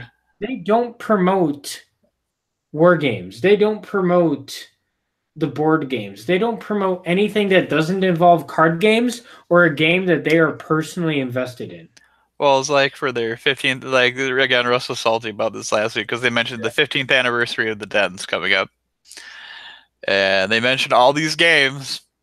Yep, I read it. I read the article. Not a single war game. not a single war game was mentioned. I agree. I read that. I was like, why didn't you mention war games? Yeah, why don't you mention? That's like half your. That's like half your sales. Yeah. It depends. I don't know about half because. Okay. Really, when it comes to their sales, they're doing Magic. That's what most of their sales is. Well, that's most game stores. Okay, but the thing is, look how much cheaper it is for Magic compared to GW. Well, it requires less work too, is the thing. So running a Magic draft is easy. It's easy mode. You just, come up with a pair list and take money from people and go sit over there. Yeah, but that could be for a completely different episode. Listen, because I love the store. I really do. I just wish that they didn't just promote Magic. Yeah. Makes them the money, though. It makes them money, but it pisses us war gamers off. Well, yeah, especially when you don't do things. Considering the only promotion I see on there is their community calendar. And Dustin missed this because he doesn't hang out on Facebook much, but Russ was pretty salty, you could tell, the other day. Yeah, we were talking about that earlier, but you can go ahead and shout it at Spud. Yeah, did you know Russ is having a tournament at his house? Yeah, I remember you had actually told me about that. Yeah, I mentioned it, but did I tell you about the exchange on Facebook? No, I didn't actually. Ooh, it got heated. Russ asked, hey, can I run a tournament there? And they're like, well, no, for legal reasons, you can't. It has to be a store employee. Basically, yeah. And then she was like, well, I'm talking with Joe about it. And I mean, to their credit, yeah, they're trying to accommodate it. This just has to be done by a store employee. But then the immediate 5 minutes later was he's like, oh, I didn't realize there were legal implications. Never mind then. And then immediately, we're gonna have one at my house. And then we got around to going, well, we'll pick a weekend. We came up with 3 dates if we want to have with that. And then Russ didn't even bother to address it. He was like, so what day, Saturday or Sunday, is everybody good with at my place? Yeah, and I kid you not, he's like, I want to run a tournament, but for a single day. Yeah. It's like, Russ, buddy, like... Well, he's been getting pretty salty about how the miniature wargaming has just been shoved into a corner, and how they have so much Legion, but no one plays Legion, and all kinds of things. Like, I've just heard him go on tirades about it. Yeah, I don't blame him. I mean, I've voiced my opinion. I love it too, but it's their store. They can do what they like. I don't know. The main source of tonight's triad has been mismanagement. Yeah. If there was a single word to describe this podcast, it would be company's mismanagement. Sorry, those 2 words. And I mean, I totally get that, as a company or a store, you want to do what makes you the most money. But at the same time, sometimes if you want to make money off of something, you got to invest your own personal time and effort into it to make it profitable. But I don't see that really happening. But you also don't want to alienate people that are giving you money. Yeah, exactly. Right. Well, gentlemen, I'm tired. Okay. And I have work in the morning. And as much as I know Spud would love to continue this conversation. Did you guys at least get the bitch about Middle Earth yet? No. All we got to do is talk about the important things, like if the Den sells magic cards or not, and how Rose Tico will save Legion. Pretty much. Okay, at least Rose Tico was brought up. Okay. Yeah. So, anyway, I'm probably going to shut it down now and then I still got a pack from the wedding I got later this week. All right. So I will call it a night. So for those of you watching on live right now, I thank you so much for watching the podcast. And if you watch this in the future, I thank you so much for making it to the end of the video with all of us. And next week, sometime between now and next week, me, Sean, and Spud will talk about a different topic conversation, and I'll be posting on my Facebook when and what it will be. And so I hope you guys watch it. And until then, have fun, guys. Spud, Sean, any last words? Yeah, my avatar has Italian boobs. Oh, wonderful. So good night, everyone. Sean, Spud, say good night. Now you're looking. God. Now everybody's looking. I was looking, but I don't see it. Oh gosh. Oh, you'll see it. You see it? Oh God, now I do see it. See? That is so hard to see. I had no idea.